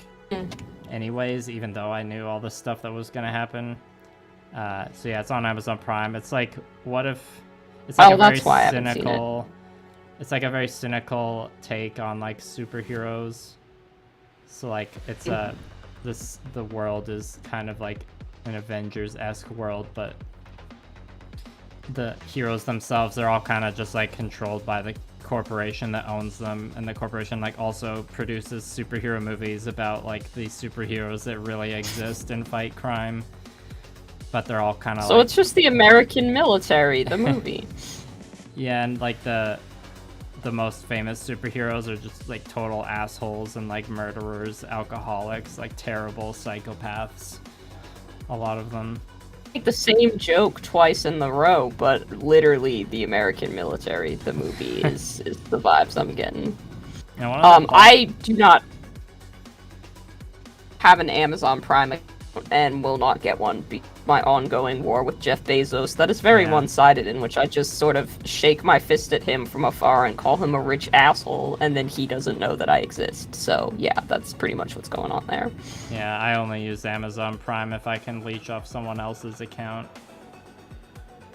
Totally empathize with what you said about trying to just like scroll through things and not have episodes spoiled for you. I remember when I was first getting into Modal Zushi, it wasn't on any streaming sites, and it also was not uploaded to their official YouTube account. So the only way I was finding it was like in Tumblr posts with links with fan translations on the episodes. But also scrolling through the tag would have spoilers potentially for the episodes, and that was a whole minefield of trying to find stuff. Yeah, I bet. That was an experience. And that was like, you know, that was 2018 or so, when we were past the era of Tumblr being really a popular source to find things, but God, the struggle was real. And I couldn't even buy a knockoff of it. Like, it was coming out episode by episode, so it was an experience. Lobster, maybe we don't need to crawl across the top of my desk, buddy. Maybe we can find somewhere else for you to be, sir. We can find some... Hang on, I gotta move a cat. I'll be right back. Some good chat about Buddy, cow lore going on my side. Oh my goodness. And yeah, no fucks, I agree that Butcher and Homelander are amazing characters.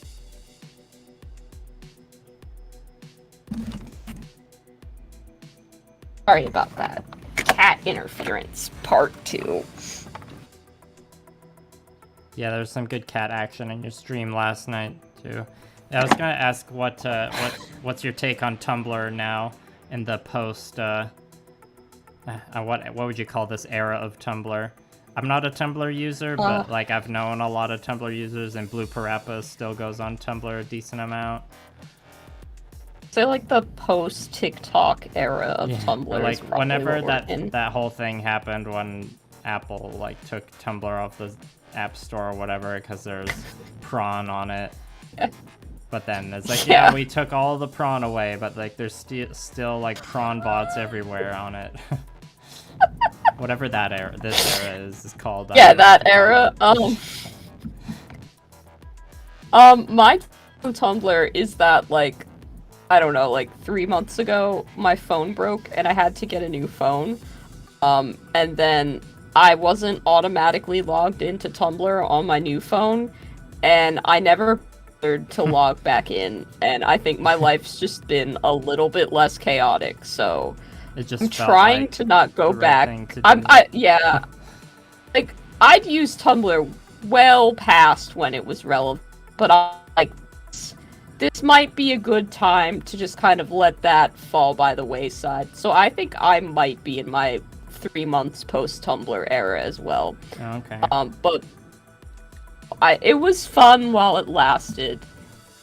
People have suggested the Wasteland era, the Cockroach era, and just Tumblr deep fried. Also the No Horny era, Tumblr, zero shits given. They've got a lot. Damn, your chat was ready for that. Got a lot. Yeah. They're, you know, we might not be large in number on this channel, but we are quick with wit. Blur Beyond Underdome. It's also a good one. I appreciate the Mad Max reference. Quick on it, or is your chat just full of former Tumblr users? They're quick on it, I would say. When I'm streaming by myself, I never feel like there's no one there because everybody's super chatty, and I feel almost a little bit guilty that I haven't been reading a lot of their posts, but I've been enjoying the conversation with you, so I'm just yeah, this is probably how this is supposed to go. I feel similar guilt. I understand. I'm sorry, chat, but also this was my idea for the stream, and I'm enjoying the conversation too, so I'm only like a little sorry, I guess. Next time we should set up like a Q&A or something beforehand so that when we run out of topic to talk about, we can pretend like we're reading the chat, or we can just ask our chat for questions. I don't know. We gotta find a better way of getting the chat involved. But I mean, you're assuming we're gonna run out of things to talk about. That's fucking true. We're pretty good at that. Did you? Oh, I meant chat to ask interruption. Yeah, Hi, go ahead. What up? No, you go ahead. Hector just wants some pets, so I'm gonna give him some. I thought you said chat interruption, but it was a cat interruption. Cat interruption, yeah. Hector is hiding behind the desk right now. He's being very cute. I did that thing where I go opened, ahead with like, your question, though. Opened a bottle of paint, and it did that thing where the paint just starts like spewing out the nozzle uncontrollably. I mean, like slowly, but uncontrollably. So I just wasted a bit of paint doing that. Oh well. I'm switching over to the synthetic brush for the metallic paints because it's gold time. Which is always a long process with my Skorne because they wear so much gold armor. That's fair. I've been painting the same color of toxic waste green since this started, and that's probably what I will be doing for the majority of the stream. Yeah, I mean, it's only a batch of like 4 models, so that's like a good sweet spot for me where I can like switch colors regularly enough I don't get bored. I find like if I do batch paintings of like more than 8 models, I get like too burnt out painting one color before I like finish going through the entire batch, you know? Did you have a question for me though? Oh, I had a question for you, yeah. No, I was gonna ask if you had seen the anime movie Promare. Oh, is it Promare? I thought it was pronounced Promare. I mean, I think well, it's in Japanese it would be like Puromare. Yeah, I don't know. Oh, look at that with the accent and everything. Damn. It's been I don't remember what the like characters were on the poster, but I think it was just like the phonetic of like for like Promare in English. It's been a while, but that's a movie that I thought did a really good job of blending 3D and 2D animation That's probably the one movie I've seen where it was like the most seamless blending of 2D and 3D. I did start watching that when I was trying to find something to watch. Like a lot of Trigger Studios products, they have a very distinctive style, and for whatever reason, that day where I tried to watch it, I was like, no, this is not what I'm in the mood for, so I just switched to something else. But it seemed interesting enough in concept. Yeah, I love Studio Trigger. They're very good at what they do. And everything they do is very like bombastic and interesting, and they do seem to recycle the same like basic character design elements a little bit. But like, if you're like, I really like protagonist from Kill la Kill, I like triangle glasses, Kamina from the thing, Gurren Lagann. Like, I know the name of that. Yeah, no, Primar, the main character Primar is just like firefighter Kamina, basically. Yeah, that's kind of the sense that I was getting. Speaking of Gurren Lagann, they need to make a Gundam kit of just the head, the tiny little chibi head guy with the drill for a nose, because he's so cute. He's just so cute. Yeah, that's the Gurren. He's adorable. There is some there are a couple of Gurren Lagann model kits. They're not made by Bandai, so they're like a little more expensive, but I think there's only 2. And there's the one that's the Gurren Lagann. So I don't think you can build it where you have like the tiny like head one separate or not. But there are Gurren Lagann model kits out there, but they're not enough. Just want a really chunky little model of Gurren, I guess. I didn't finish Gurren Lagann, so no spoilers, please, because I got really upset after like episode 7 or whatever, and I was just not like, I had been going through some stuff in my personal life, and I was like, yep, nope, can't handle the anime sads right now. I will turn to this anime in time, and so far I've just not come back to it yet. Episode 8's pretty traumatic. Episode 8, sorry, not episode 7. Although, for having watched it, like, a while ago, I'm pretty proud of getting that close. Yeah. And Studio Trigger, their next anime that's coming out that Devin reminded me of is they're doing an anime set in, like, the Cyberpunk 2077 universe. That looks fucking dope as hell. I'm optimistic. I'm hoping that it'll slap as hard as Arcane did. Oh, fuck. And just be good. Arcane slapped. I mean, yeah, Arcane is like, I would never really compare I would never really compare Arcane to like, or that kind of animation to Trigger's animation, but yeah, Arcane was fucking great. Loved it. And I don't give 2 shits about League of Legends. Me either, but like, that was the best blending of 2D and 3D I have ever seen, hands down. Like, I think it was like just it's mostly 3D. Yeah. Or maybe the backgrounds. They have a couple like 2D animated effects for which I thought was really interesting, because most of the time you'll generate the effects 3D because you can auto-generate them, as opposed to animating like dust falling or water sloshing or dripping or something like that, because it's literally easier to do in 3D. So the fact that they chose to animate some of that 2D was just like a flex, and I was like, that's really interesting, actually. You had the budget to do that 2D? Okay, I see you. That's cool. They integrated, like, the textures with the 3 models. I was like, I wish that there was more stuff like this, because I would hate the animation way less if it looked different every time. If it didn't just kind of all blur together. Have you seen, I think it would be stronger. Have you seen Into the Spider-Verse? I have, and that's very good as well. Because when I watched Arcane, that was like the first thing I thought of, was like, oh, the animation reminds me of Into the Spider-Verse. Ghost Bear has made the very astute observation of saying, oh man, Vi in that show, yes, correct, 100%. Vi is, yes, very hot, but I'm more for Caitlyn, personally. Either one, frankly. Like, either one. But, I don't know. I'm yeah, Vi was the words we- fail me. I was we also very get, much like- a fan. But we also get like the cute sad boy energy from Victor. Yeah, everybody like- loves Victor for being a sad emo boy, and I'm like, yep, that's cool. And then Get like some I himbo guess energy from Jace. I don't think Jace is dumb enough to be a himbo. I'm sorry, I don't think he qualifies. He's He's not my not first sweet choice. enough either. Like he's fine. Jace is there. Like I don't hate him. He drives the plot. But I don't think he qualifies as a himbo. I really don't. Fair enough. Echo is a hot take, Roz. 100%. I'm down for it.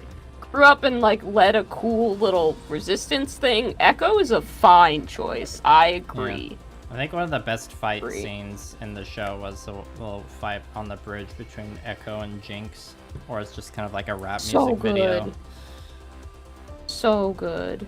MJRL hobby stuff in my chat is bringing up Love, Death, and Robots, and I've watched the first Seen 2 some seasons of of that. that. Yeah.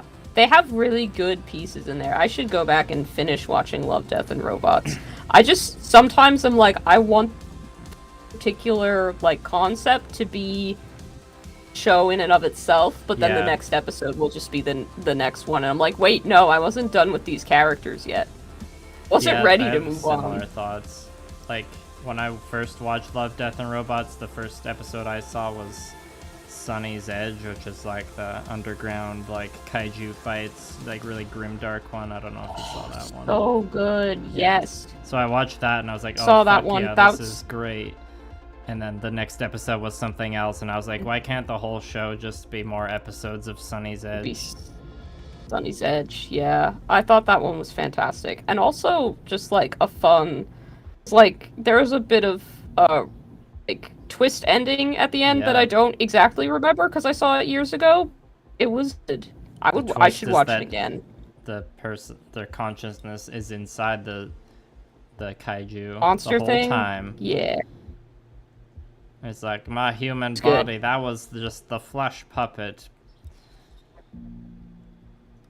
Like, you know, it's an obvious twist in retrospect, but Yeah. it works. It's good. I like it. Yeah, and I was slightly underwhelmed by the season 2, so I haven't gotten around to watching season 3 yet.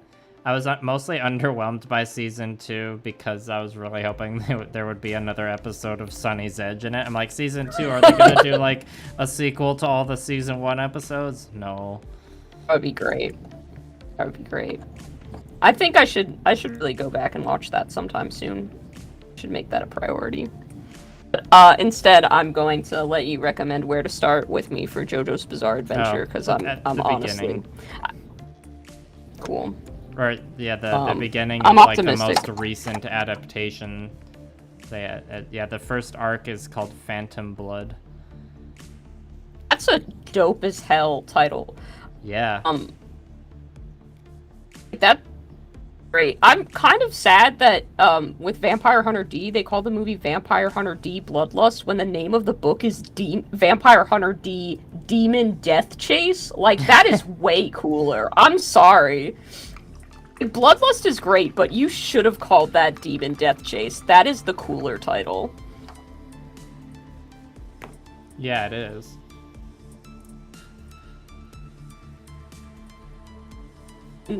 I mean, you've got No Fucks Yutaka Given is Amano asking, doing.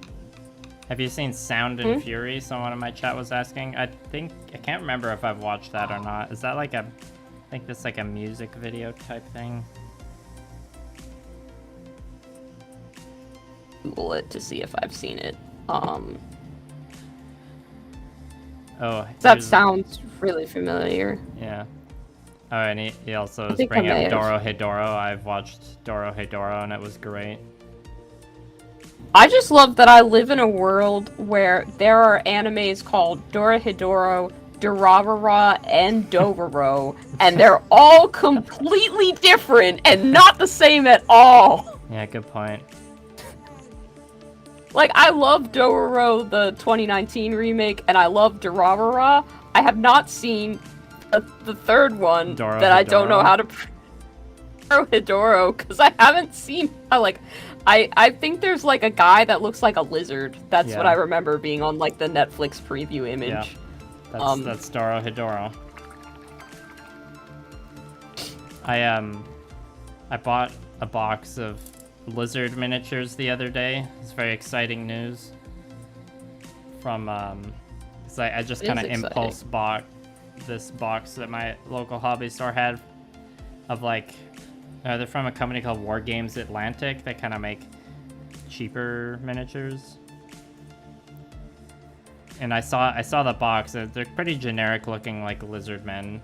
They're kind of like comparable to like the D&D lizard folk in looks, but they had like muskets. So I was like, oh shit, lizards with muskets. I can use those to proxy skinks in my like not Warhammer army. And I get like 24 of them for $50, which is a great deal when you compare it to like Warhammer lizardmen.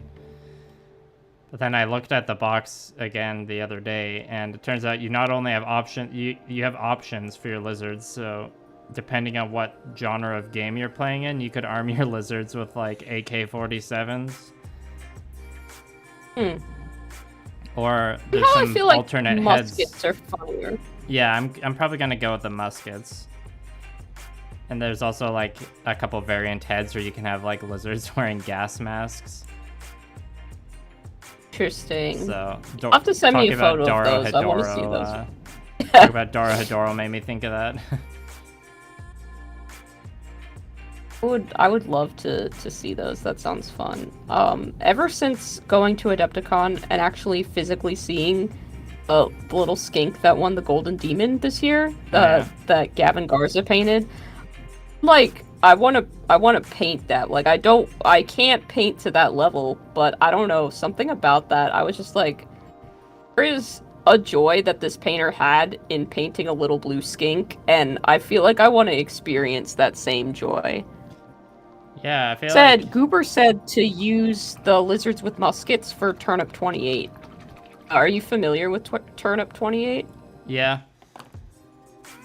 Be great for Turnip 28. I don't know that that's particularly the kind of game that seems like it would fit the setting well. Now that I'm thinking of it, like, I don't know if muskets is the right word. It might be one step up in technology from musket. It's definitely like an old, like a ye olde gun. But like, it might be a slightly more technologically advanced than a musket. I just can't think of the word right now. Probably isn't a blunderbuss, but it is absolute. Blunderbuss is my favorite kind of like gun to say, partially because you know all of the Bloodborne that I love, but it's just a funny name for a gun. It's got a good mouthfeel, that word. It does. Speaking of Bloodborne, I have a million Bloodborne miniatures that I should be painting at some point. Yeah, like the board game or something? Hey, I don't know if you know this about me, Leah, but I love Bloodborne, like, a lot. Like, I've played a shit ton of that game. I have written extensively, both theory-wise and about my little hunter characters. Like, there are novels that I have written, no joke, about all of the blood. It's the first video game I was ever truly obsessed with that wasn't Animal Crossing. So yeah, when they were like, you can have miniatures of all the guys, I was like, I need miniatures of all the guys. So I have like almost 200 Bloodborne miniatures in the board game. Like, they're so good. I need to paint them. Game before. I mean, if there's any game to obsess over, Bloodborne is a worthy contender. I think so. Friends have also gotten me into Borderlands pretty recently, so I've been having fun finding Borderlands adjacent projects to do. Yeah, I watched that moon basing video you did. That was Borderlands, right? Yeah, that was Borderlands. Oh, yeah, Go ahead. Yeah, go ahead. No, you go ahead. I'm not gonna talk about a video I already made. I was gonna say, I feel like you could come up with some interesting candy-themed color schemes for skinks. Or like just lizardmen Yeah. in general. Yeah, they'd be good candidates for it. I've been trying to develop a good technique for like getting how like sour candies have that kind of dust on them. I've been trying to find a good way to get that dust quality to a miniature. I've tried a few things. I tried synthetic sugar, like what you would use for just like making miniature food, and it's a little bit too chunky. But I do remember that the first time I ever tried to spray varnish a miniature, I did it wrong. Oh, yeah. And it ended up looking kind of like dusty. And I think that if I do it wrong on purpose and figure out whatever was wrong with what I was doing and can replicate it, that would be the perfect way to get like some kind of sour gummy skinks. Yeah. Or miniatures in general. Yeah, that's definitely happened to me before, and I believe it happened like if you're using like a can, like a rattle can of varnish, you're supposed to like, or if it's not at room temperature first, you're supposed to like warm it up. So when I use those, you know, because usually I'm trying not to get the frosty effect to happen, so I'll like, I'll run the can under some warm water for a bit and, you know, shake it up really well, obviously. So maybe if you want that to happen, then don't do those things. Maybe I need to like put it in the fridge then like for a couple of minutes and then take it out. You might, like, if you put like spray on more than you know is good, that might not give you a frosting effect, but it like will definitely give you that cloudy look. Yeah, I don't know exactly how. Yeah, I gotta do a couple of experiments on purpose. It's an interesting experiment. Do you have something to say, Hector? Do you have something to contribute to this conversation? That is once again here's Hector. Hector, can I get a meow? Baby, do you want to say hello? Do you want to say hello? Yeah, maybe it is a flintlock or lever carbine or rifle. My chat's giving me gun terminology. Oh, they're being smart. Ghost Bear is saying that I sprayed from too far away. That's how I did it. All temperature effects is how well the pigment mixes with the solvent. Victor's getting some good pets in. Sometimes he'll meow, but he doesn't seem to be as chatty as he usually is.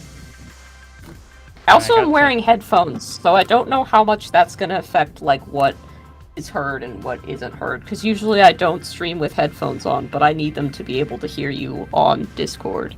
Yeah. That shouldn't affect anything, but maybe it does.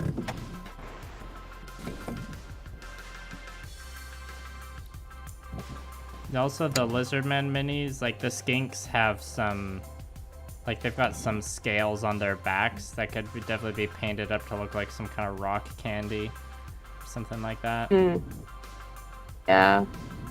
I may try that out. I think I've got a couple projects I want to tackle first. And then I'll kind of figure out. I mean, there's so many miniatures to paint, and sadly because I have a day job, and I'm guessing sadly because you have a day job, we're just not in positions to spend all day painting the miniatures we want to paint. I kind of have the opposite problem. Or for me, it's, or like technically the YouTube thing's my day job right now, but I'm not making enough money to like really call it a day job. So for me, it's more like a money thing. Well, there's also just the fact of like the Gundam projects take a while to do as well, and that those are usually the ones I do for the videos. So like the army, like wargaming projects get pushed aside sometimes for that. But I mean, really, it does, whether you're doing the YouTube thing full time or working some other job, I feel like that feeling will never go away of like having too many projects on the go, or like not enough time to like paint all the miniatures you want. Yeah. You've been working on some cool, like, mission Gundams, though. I don't remember the name of the Gundam, but the chunky red boy with the scorpion tail coming out of his back, that was a cool... That's sick as hell. Yeah, I don't know what that is, but he's awesome. Yeah, that kit bash is turning out pretty nice. And that one, the like demon tail arm thing came from No Fucks Givens, actually, if you're still in the chat, because he made like a donation of some kits he didn't need, and one of them was like a little accessory pack of like, here's like a demon arm that you can put on your model. And so I was originally gonna like replace one of that red Gundam is called the Zasubi, so I was gonna replace one of its arms with that, kind of how like the box had it as an example, but it looked kind of janky. But then because that was a commission project, so I was like kind of workshopping this kit bash with him, and then I was like, I'll try and put it on the back, and it fit really well, and we were both like, wow, that demon arm looks great as a tail. We were both like surprised at how well it fits there. What color is he ultimately gonna be, if you're allowed to reveal that? Because I've been trying to picture it, and like I just don't know what because you're gonna do him with your Millennial Model Mayhem style and get him hand painted up, aren't you? Mm-hmm. Yeah, its pose is like partially locked in place now, so yeah, definitely a hand painting project. I haven't figured out the color scheme yet. I have to make I gotta like gather up 2 different piles of paint and then like send pictures to the dude who's commissioning him and be like, which one of these color schemes do you prefer? And I know there's gonna be some shifter paint involved, so I'll probably like nice. Yeah, I'll basically like gather probably a warm color palette and then a cool color palette and see which one he's feeling. But like, it's awesome. He told me, or he indicated to me that he doesn't think he's good at picking colors and that I should use my creative energy and decide on the colors, which, you know, as when you're an artist getting commissioned, when the client says like, you just do whatever, I trust you, you know, that's a good thing to hear. Yeah. So you do like a sunset kind of color palette. I know that's kind of popular with like the whole vaporwave kind of thing, but I think that would be interesting. Yes, also, I have seen the vaporwave. Usually use the Vallejo shifters, right? I have the first pack of shifters. I got it's called the Magic Dust set, I think, of Vallejo shifters, and then I bought a set of, it was like a Turbo Dork collaboration product with Parabellum, who does that Conquest Last Argument of Kings game. So it came with like this kind of Golem mini and a selection of Turbo Dork shifter paints. So I got like 3 in that. They're pretty neat. Yeah, shifter paints are super fun to play around with. My local game store sells Turbo Dork, like their whole line, and I have trouble getting their shifters to work because I still will not learn how to use my airbrush that I bought. You have but an airbrush. Like they have some. I keep cleaning it out all the time between uses. It's not fun, and I want painting to still be fun for me. So I'm like, I don't know if I'll ever really be an airbrush painter, but I like to aspire to things. I like to think that I'm the kind of person who would maybe one day be an airbrush aficionado. But I've had that a day lot is of far frustrating days with the airbrush over the years, so at this point I'm much more comfortable with the brush. But like, you know, there's some things I just have to use the airbrush for. Sometimes I have fun using the airbrush, but yeah, definitely like a lot more can go wrong when you're airbrushing, it feels like. Sure. Devin is saying that they're heading out, can't keep up with the stream because it's 4:30 a.m. Why the Well, fuck are damn. you watching my stream at 4 Go to bed, a.m.? Devin. Go to bed, Devin. Jesus. Jesus. Yeah, they sent a nice text like that in my chat too. Apparently, I'm the coolest Gundam guy. Thanks, Devin. I agree with that. Considering you're one of 2 Gundam channels that I'm subscribed to, I would agree that you're the coolest. Yeah, what's the other one? If you don't mind me asking. I wish I knew. Like the channel has like a Japanese name. Oh, okay. But I don't like it's phonetically spelled out in English, so I could theoretically pronounce it, but I just don't remember what it is. Because I haven't watched it in a while. I was trying to learn a little bit about Gundam Assembly, so I just subscribed to like something that was randomly recommended, and I was like, oh, it's kind of fun. I'll dig through my subscriptions and find it, and send it your way. If you're not already subscribed, then, you know, maybe give them a subscription. No, like I said, I haven't really watched that channel in a while. I've been very miniature painting focused, which isn't surprising. Also, I've been watching that video there's 2 people that took a road trip to every rainforest cafe in North America. I saw like that as show a up on person, Twitter. I love shitty stuff like that. Like I love being a rainforest cafe. I went to a variety of Chuck E. Cheese birthday parties as a child.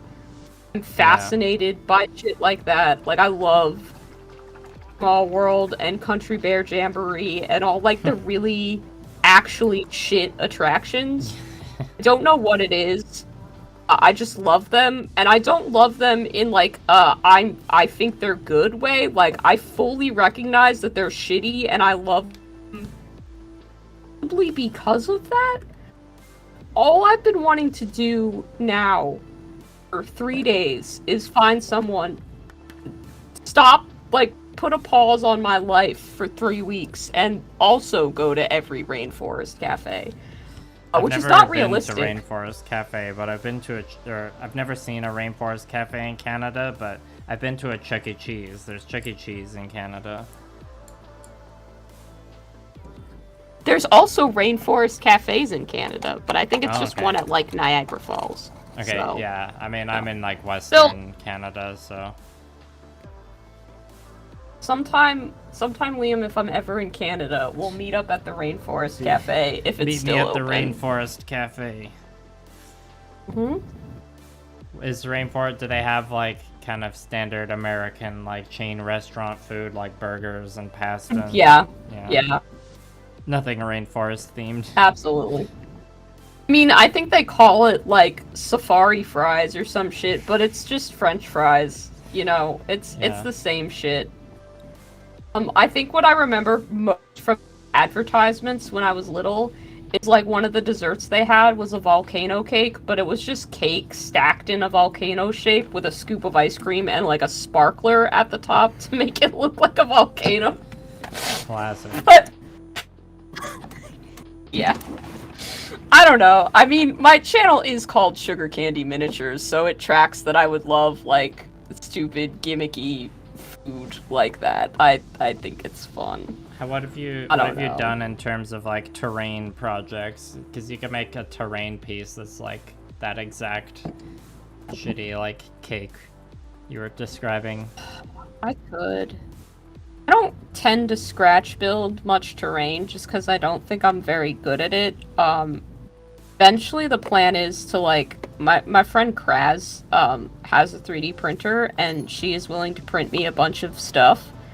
So I'm gonna get some 3D printed buildings and I want to build like a whole little city that can also be used as a city to destroy in a war game.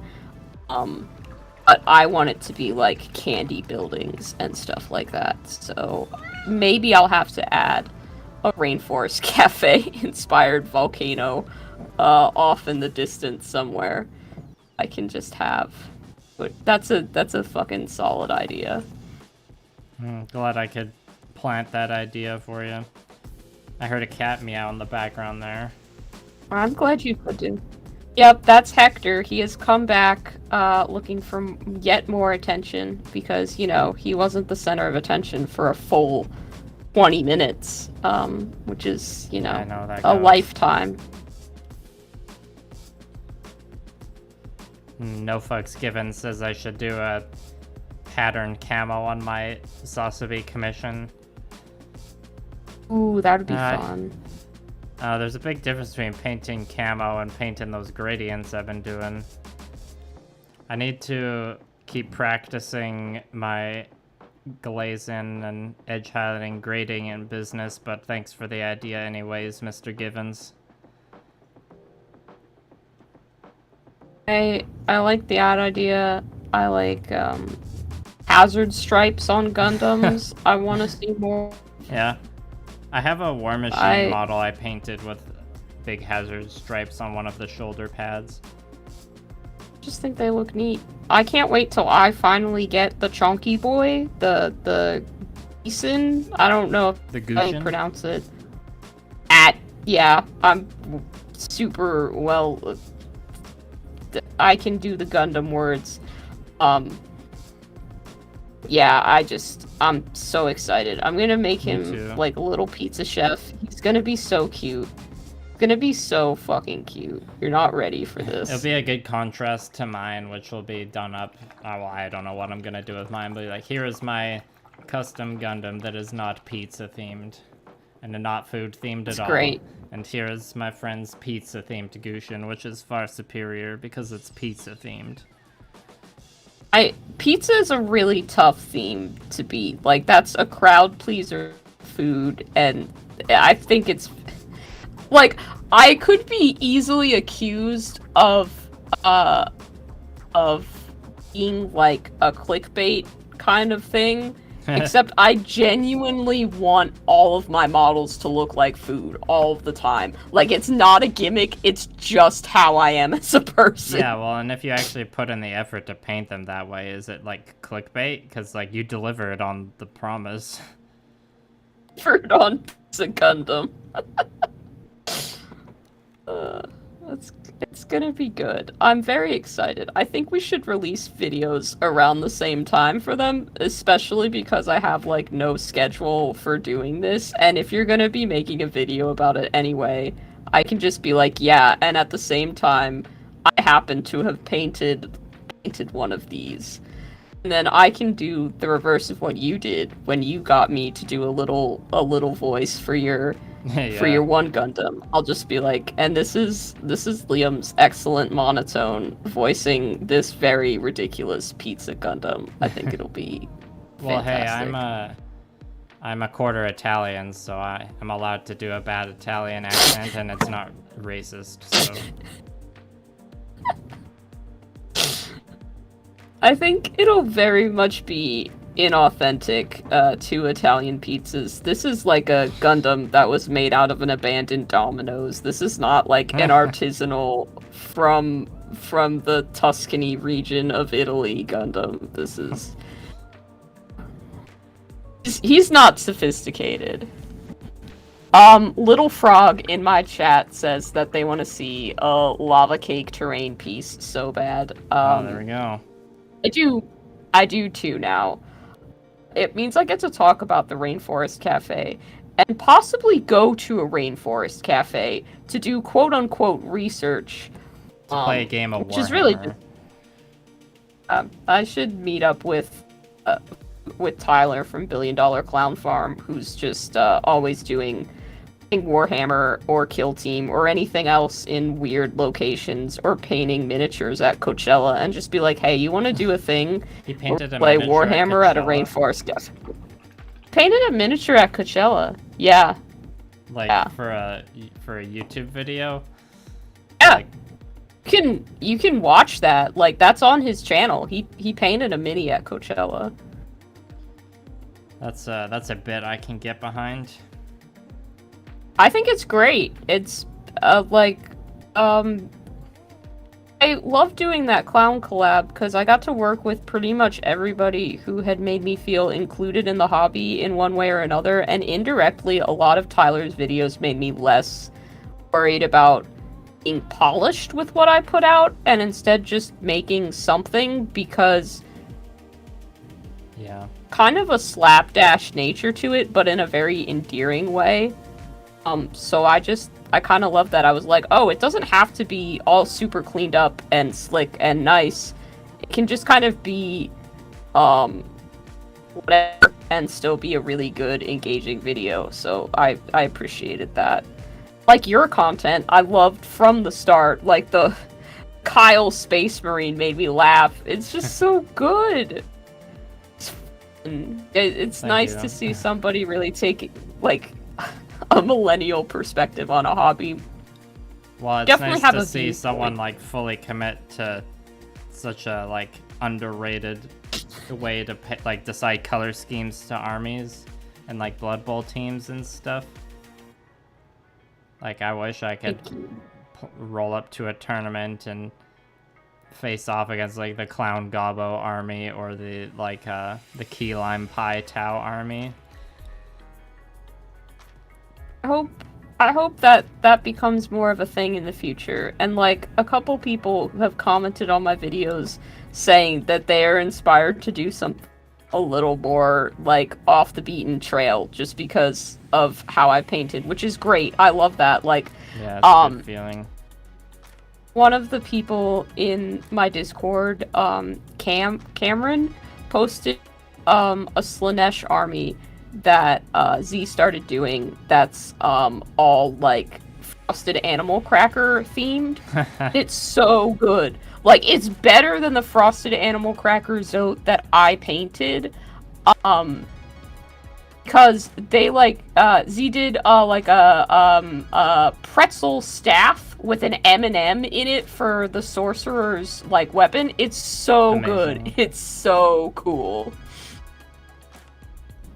Yeah, I guess. I also love how that clown collab, everybody was like, I fucking hate clowns. They're trash, they're shit, they're the worst. However, Fiverr has asked me to paint a clown, so here we go. Like, I didn't realize I had that fucking siren song power to just be like, hey, you want to do this? And people would do it. I didn't realize there was so much hatred for clowns in the world. I don't have like a particular hatred for clowns.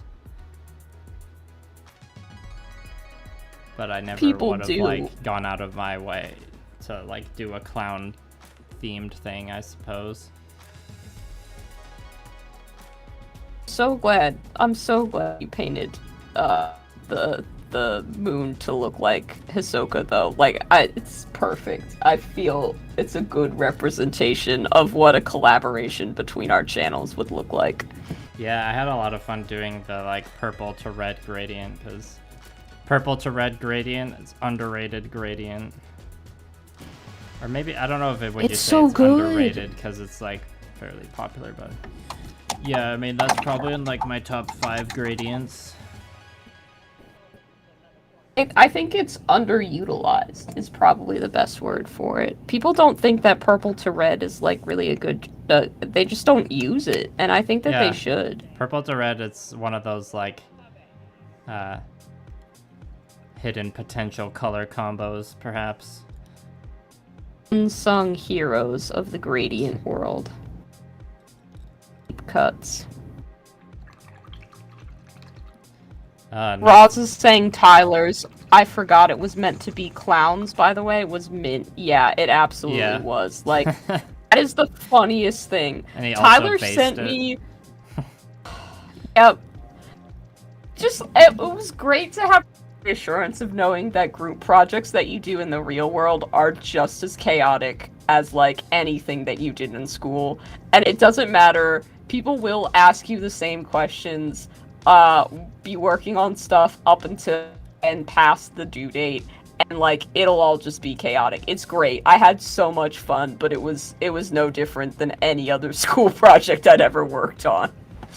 But yeah, Tyler sent me a clip of like that intro about 2 weeks before the videos were due, and was like, I hope this is okay for me to make, and I watched that like 8 times because I kept cracking up. It's the funnest fucking thing. I love it so much. Temporarily cured my depression. I mean, depression always comes back, but that was a solid like 10 minutes I wasn't depressed for, which was great. Apparently No Fucks Givens did a Studio G nature build because they went on a camping hiking trip and built some gunpla. What is Studio G? Can you explain that to me, please? It's just the name of a popular gunpla YouTuber. Oh, Like cool. one of the biggest ones. He's like over 300k subscribers now, which, you know, when you're in like the gunpla or like miniature painting world, kind of like the biggest channels are kind of around that like 300, 400k mark, and that seems like the top of the ladder in like the model painting world, so to speak. But like in YouTube as a whole, like 300, 400k subscribers is like mid-tier when you compare it to, you know, like things that aren't as niche as Warhammer, like cooking or makeup. That's fair.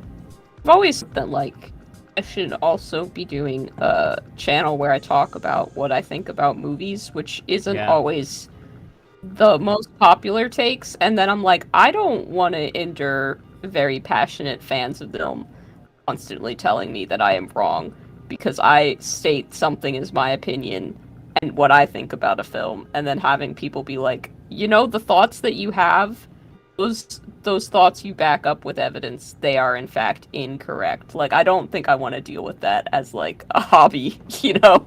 That doesn't sound fun. Well, I mean, if you stir up people enough to get actual comments, then like you might actually get somewhere with a channel like that, because there's an incredible amount of movie review channels out there, so it's probably hard to get the ball rolling with one of those channels. But not that you should only ever pursue a channel for the views. No. I love people who make really long video essays about stuff that I've either never heard of or that I really care about. Yeah, like, I don't know if you're familiar. Content. Geller is one of my favorite video essayists, and he'll make video essays connecting like video game to various topics. And I've almost never heard of or played the video games that he makes videos about, but I've seen his Shadow of the Colossus video like 20 times just because I think it's really interesting. Does he talk about like the lore of Shadow of the Colossus, or just the game what in he general? talks about, it's always very hyper specific what he narrows in on. For Shadow of the Colossus, he talks about this forum that was started where one guy came up with a theory that there was a secret 17th Colossus you could find and fight. And, like, the entire kind of culture of other people looking for this secret, this hidden secret that they were convinced was in the game somewhere. And, like, all different theories and stuff like that, but in a way that doesn't make it sound like they were crazy people looking for something that wasn't there. Just in a way of examining the maker of this game, the people who were very passionate about it, and then how that was reflected in the sequel to Shadow of the Colossus. It's a very respectful, wonderful, interesting take on something that I'm guessing if you weren't heavily invested in the Shadow of the Colossus like fandom, you never would have known about. It's one of my favorite videos that exists on the internet. Cool. My absolute favorite Jacob Geller video, though, and if you go and check it out, the one that you should watch is Anatomy and the Psychology of Haunted Houses. Oh. It's so good What so spooky. What kind of runtime are we talking here? Is this like a 4-hour YouTube video essay or like a 40-minute video essay? He clocks in usually around the 40-minute ones. Nice. As much as I do love Sherlock is Garbage and Here's Why, the video which is 3 hours long, most video essayists do not get quite to that length. But yeah, like a 40-minute video, it's super, super solid. I'll send you a link on Discord because you should really check it out. Do you know Tim Rogers, also known as Action Button Game Reviews? I think so. Yeah, I think I've seen a few of those. He's one of my favorite. Like, I guess his videos are more like video essays than game reviews in a way, but his review of Cyberpunk 2077 was like, it's like around 8 or 9 hours long, but it's like really well edited. But the video that like got me aware of him was he did like a 5-hour long review of this older like pretty iconic Japanese dating sim game called Tokimeki Memorial.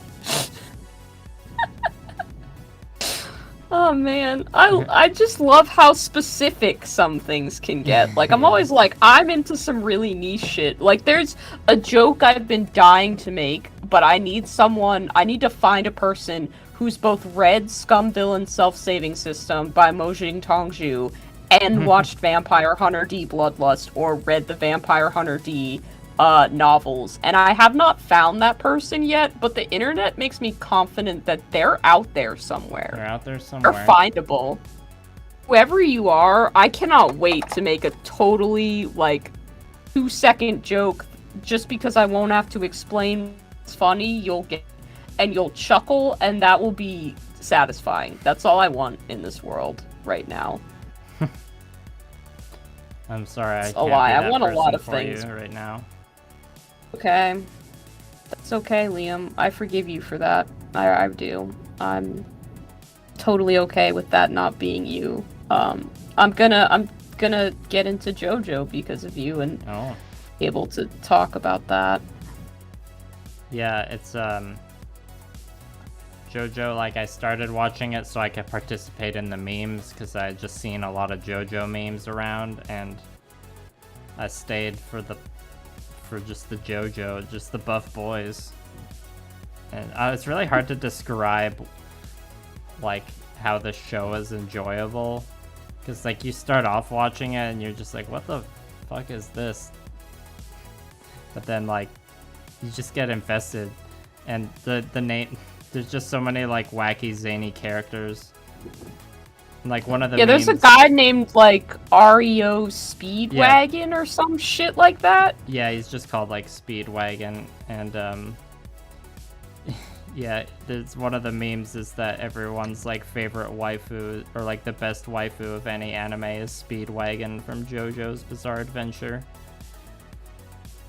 I had a friend who was really into JoJo's Bizarre Adventure, and they just kept calling him Speedweed for some reason. Like, they were an artist, so they would post drawings, and they tag them Speedweed.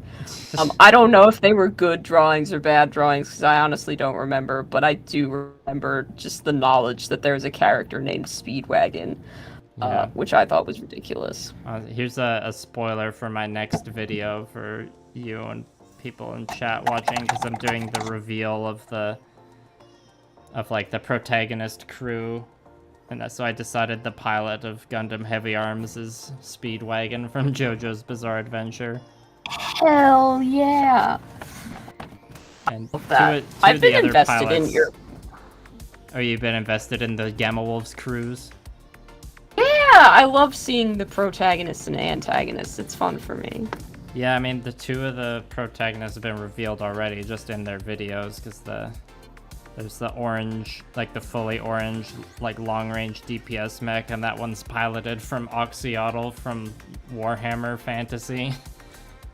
It was just in I remember that now for no reason. And then the pilot of the Buster Gundam is Jak and Daxter from the game franchise Jak and Daxter: The Precursor Legacy. Have you, circling back to video essayists, have you seen Breadsword's video essay on Jak and Daxter? That is, again, Jak and Daxter, a video game I've never played or cared about. But watching that video made me feel feelings for a video game I had never touched before. I was all but crying at the end of it. I was like, this is awesome. Makes me feel something in my dead little heart. I love that essay. Yeah, I've It's seen... good shit. That was the first of his videos I've watched, and I think I've just seen, yeah, his Jack and Daxter one and his one about Treasure Planet. Because, you know, Yeah, I think Treasure Planet was... Treasure Planet's so fucking good. So I underrated. want more... Very underrated. I got to see that in theaters when I was a kid, actually. I think I saw it for my birthday at the time. I remember, like, we used to... My family took these, like, big family vacation sort of deals, and usually one of the days we would go to the movies and see something.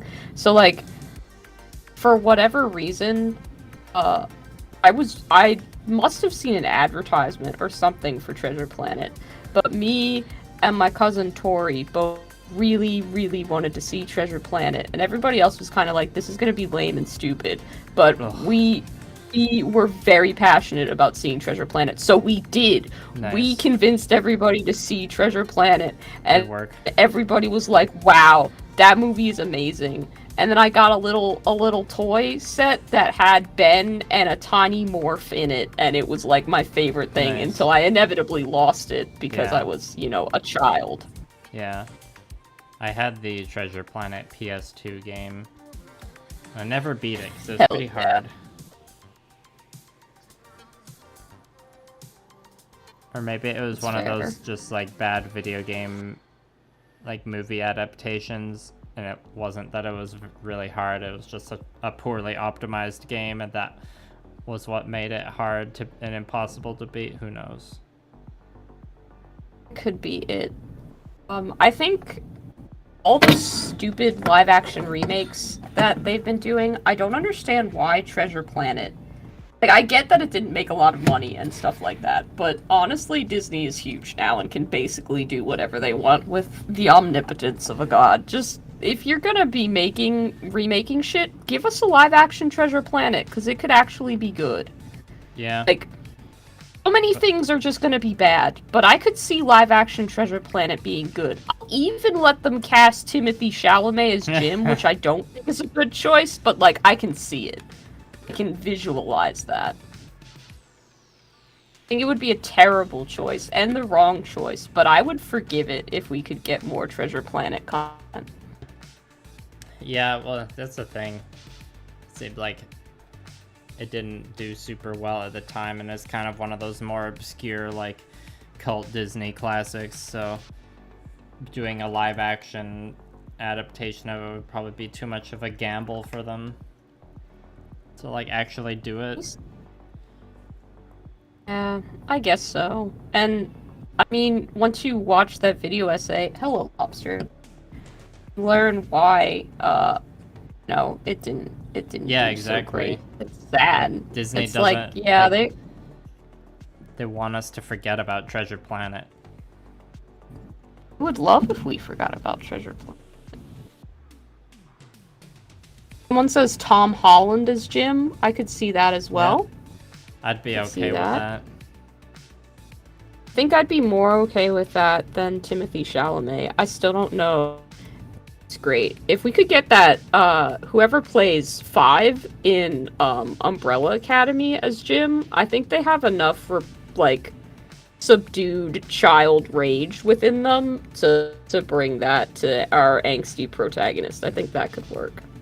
Yeah, you seen Umbrella Academy at all? I've seen the first 2 seasons. I like it.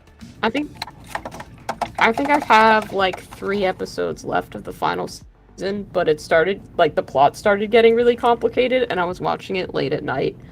So I was losing focus a bit. Yeah, any show with time travel is always gonna be a bit of a headache at some point.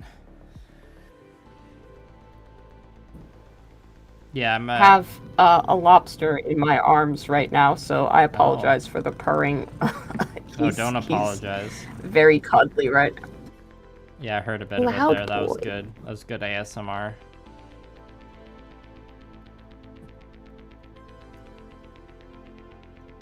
Being loud boy lobster.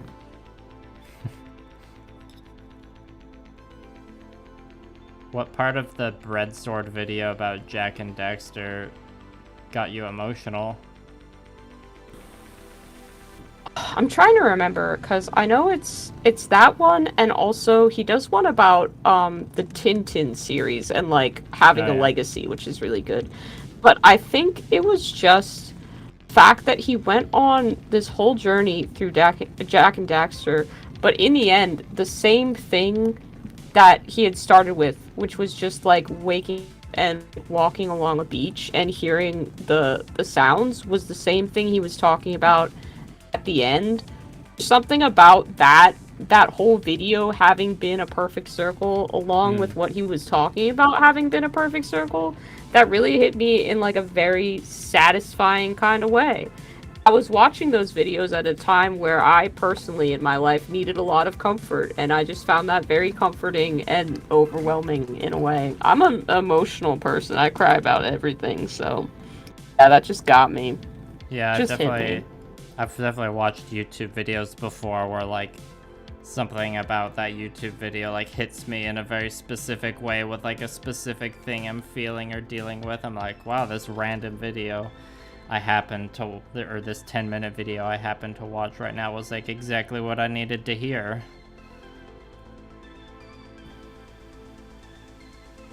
Samuel Hodges in that loved this lobster cat. Absolutely correct take on the situation. Lobster cat, I would say lobster loves you, but truly he only loves tacos. That is the only thing in life that he craves. Tacos and affection from me, specifically, he hides from everybody else. So he doesn't love you, but he does love tacos, Samuel. I will continue to pet him, though, so you can get more lobster cat purrs.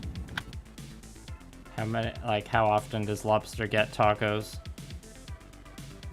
He's not supposed to get them. However, he has the same thieving skill as, like, an Oliver Twist era orphan who's just left to quit factories and run along the streets, picking pockets with glee.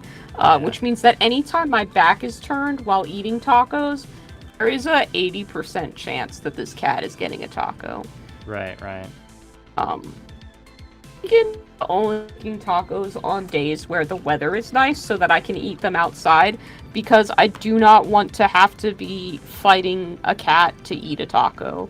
I don't know how familiar you are with the film The Rescuers Down Under. Decently familiar. You remember the scene where the poacher character is trying to eat eggs and the lizard, Joanna, is trying to steal them? No, I don't remember that one specifically, but I can imagine it.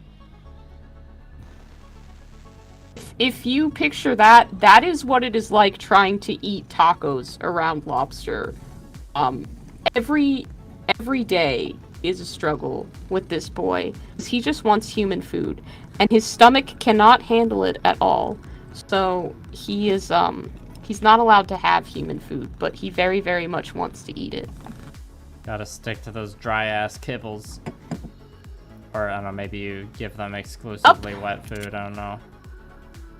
He gets kibble. We're cheap in this household, and I don't like the texture of wet food and having to deal with it, so... Who does, other than cats? Yeah, I mean, they get wet food on, like, special occasions sometimes. I have 2 cats with sensitive stomachs, so any changes to their food are really just not great for my carpet. To be fair, my carpet looks like the color of cat vomit anyway, because it's some terrible shag carpet from the 70s that I plan on replacing. Yeah, your carpet is a lot. It's just a lot of carpet. It's horrible. Just hate it. But you know what? It's fine. I needed a house, and this one was affordable in a market that was awful, so I will replace the carpet eventually. It's not a it's livable, you know. I keep thinking that I'll adjust to it, but then I see it and it's just no, it's unforgivable. So sorry to the person who put the carpet in this house. But... yeah. Eventually it'll just be like a good story you can tell at parties about the crazy shag carpet you used to have at your house. Yeah, that'll be great. I'll just keep, like, a sample of it as evidence that it existed at some point. Like, you want to know the shit I had to deal with this is what it was. The problem with this carpet, though, is that sometimes my cats puke, and I can't find it because oh man, yeah. the carpet is there's like a light brown shade of the carpet that's exactly the same color cat puke. And you don't know what kind of madness it is trying to, like, figure out where a cat has vomited and playing I Spy to fucking figure that out. It's horrible. I can only imagine. So... It's a challenge. Like, almost at 2 hours, 45 minutes of streaming. Ooh. Dang. Time just flew by. This is, like, longer than you usually stream for, right? Or is this about the same? Usually I go for 2 hours, sometimes a little bit longer, but it's very rare that I do a 3-hour stream. However, it's been a great conversation, and I haven't really noticed the time going by. Yeah. I haven't noticed the time going by either, but I have noticed my hands getting a little crampy. I'm feeling like wrapping it up soon. What about you? I think that's a good call, especially since I'm currently painting with a cat holding down one of my arms, because this is way past the hours that I usually stop streaming, and he thinks it's time for us to watch TV together. Yeah. Well, here, chat, now is your chance to... If you have a last-minute questions you haven't been able to ask us because we've been talking about anime and shit, now's your chance. Quick, go. Also, yeah, we'll take... let us know what you think about this experimental guest stream. Please do. I'd be very interested in hearing that. And yeah, apologies for not being able to stay up with the chat throughout. I'm sure there's some people that didn't like that and left, but at certain points it seemed like there was my viewers are a bit higher than usual, so I'd like to think we provided some good content. Same, I got a nice viewer spike as well, so I'm hoping that the majority of people enjoyed it. I think it's just a little later than I usually stream, so a couple people couldn't make it. Little Frog says, guest stream is good. It's nice to hear in back and forth. Roz says, love the guest stream. That's 2 thumbs so far for guest stream over here on my side.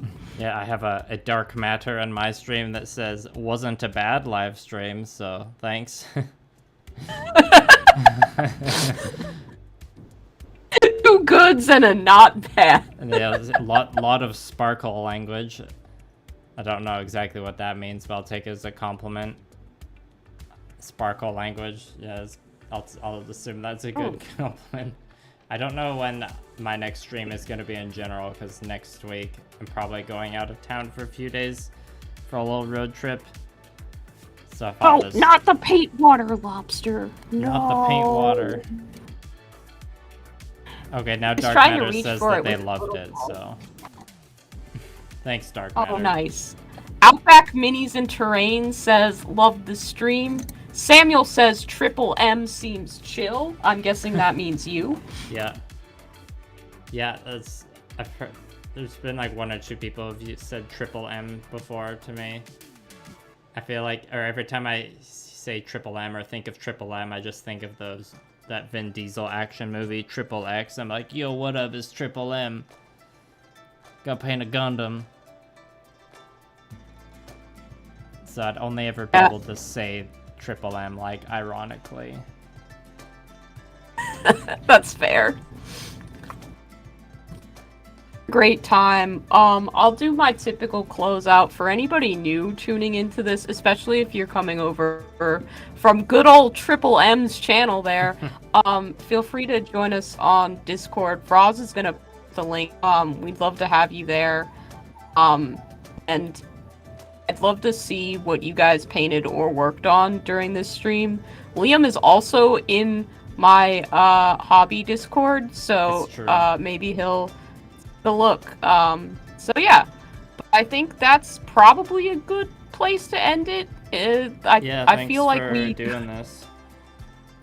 Thank you for inviting me and coming up with this idea. It was really fun, and I hope that we do it again sometime.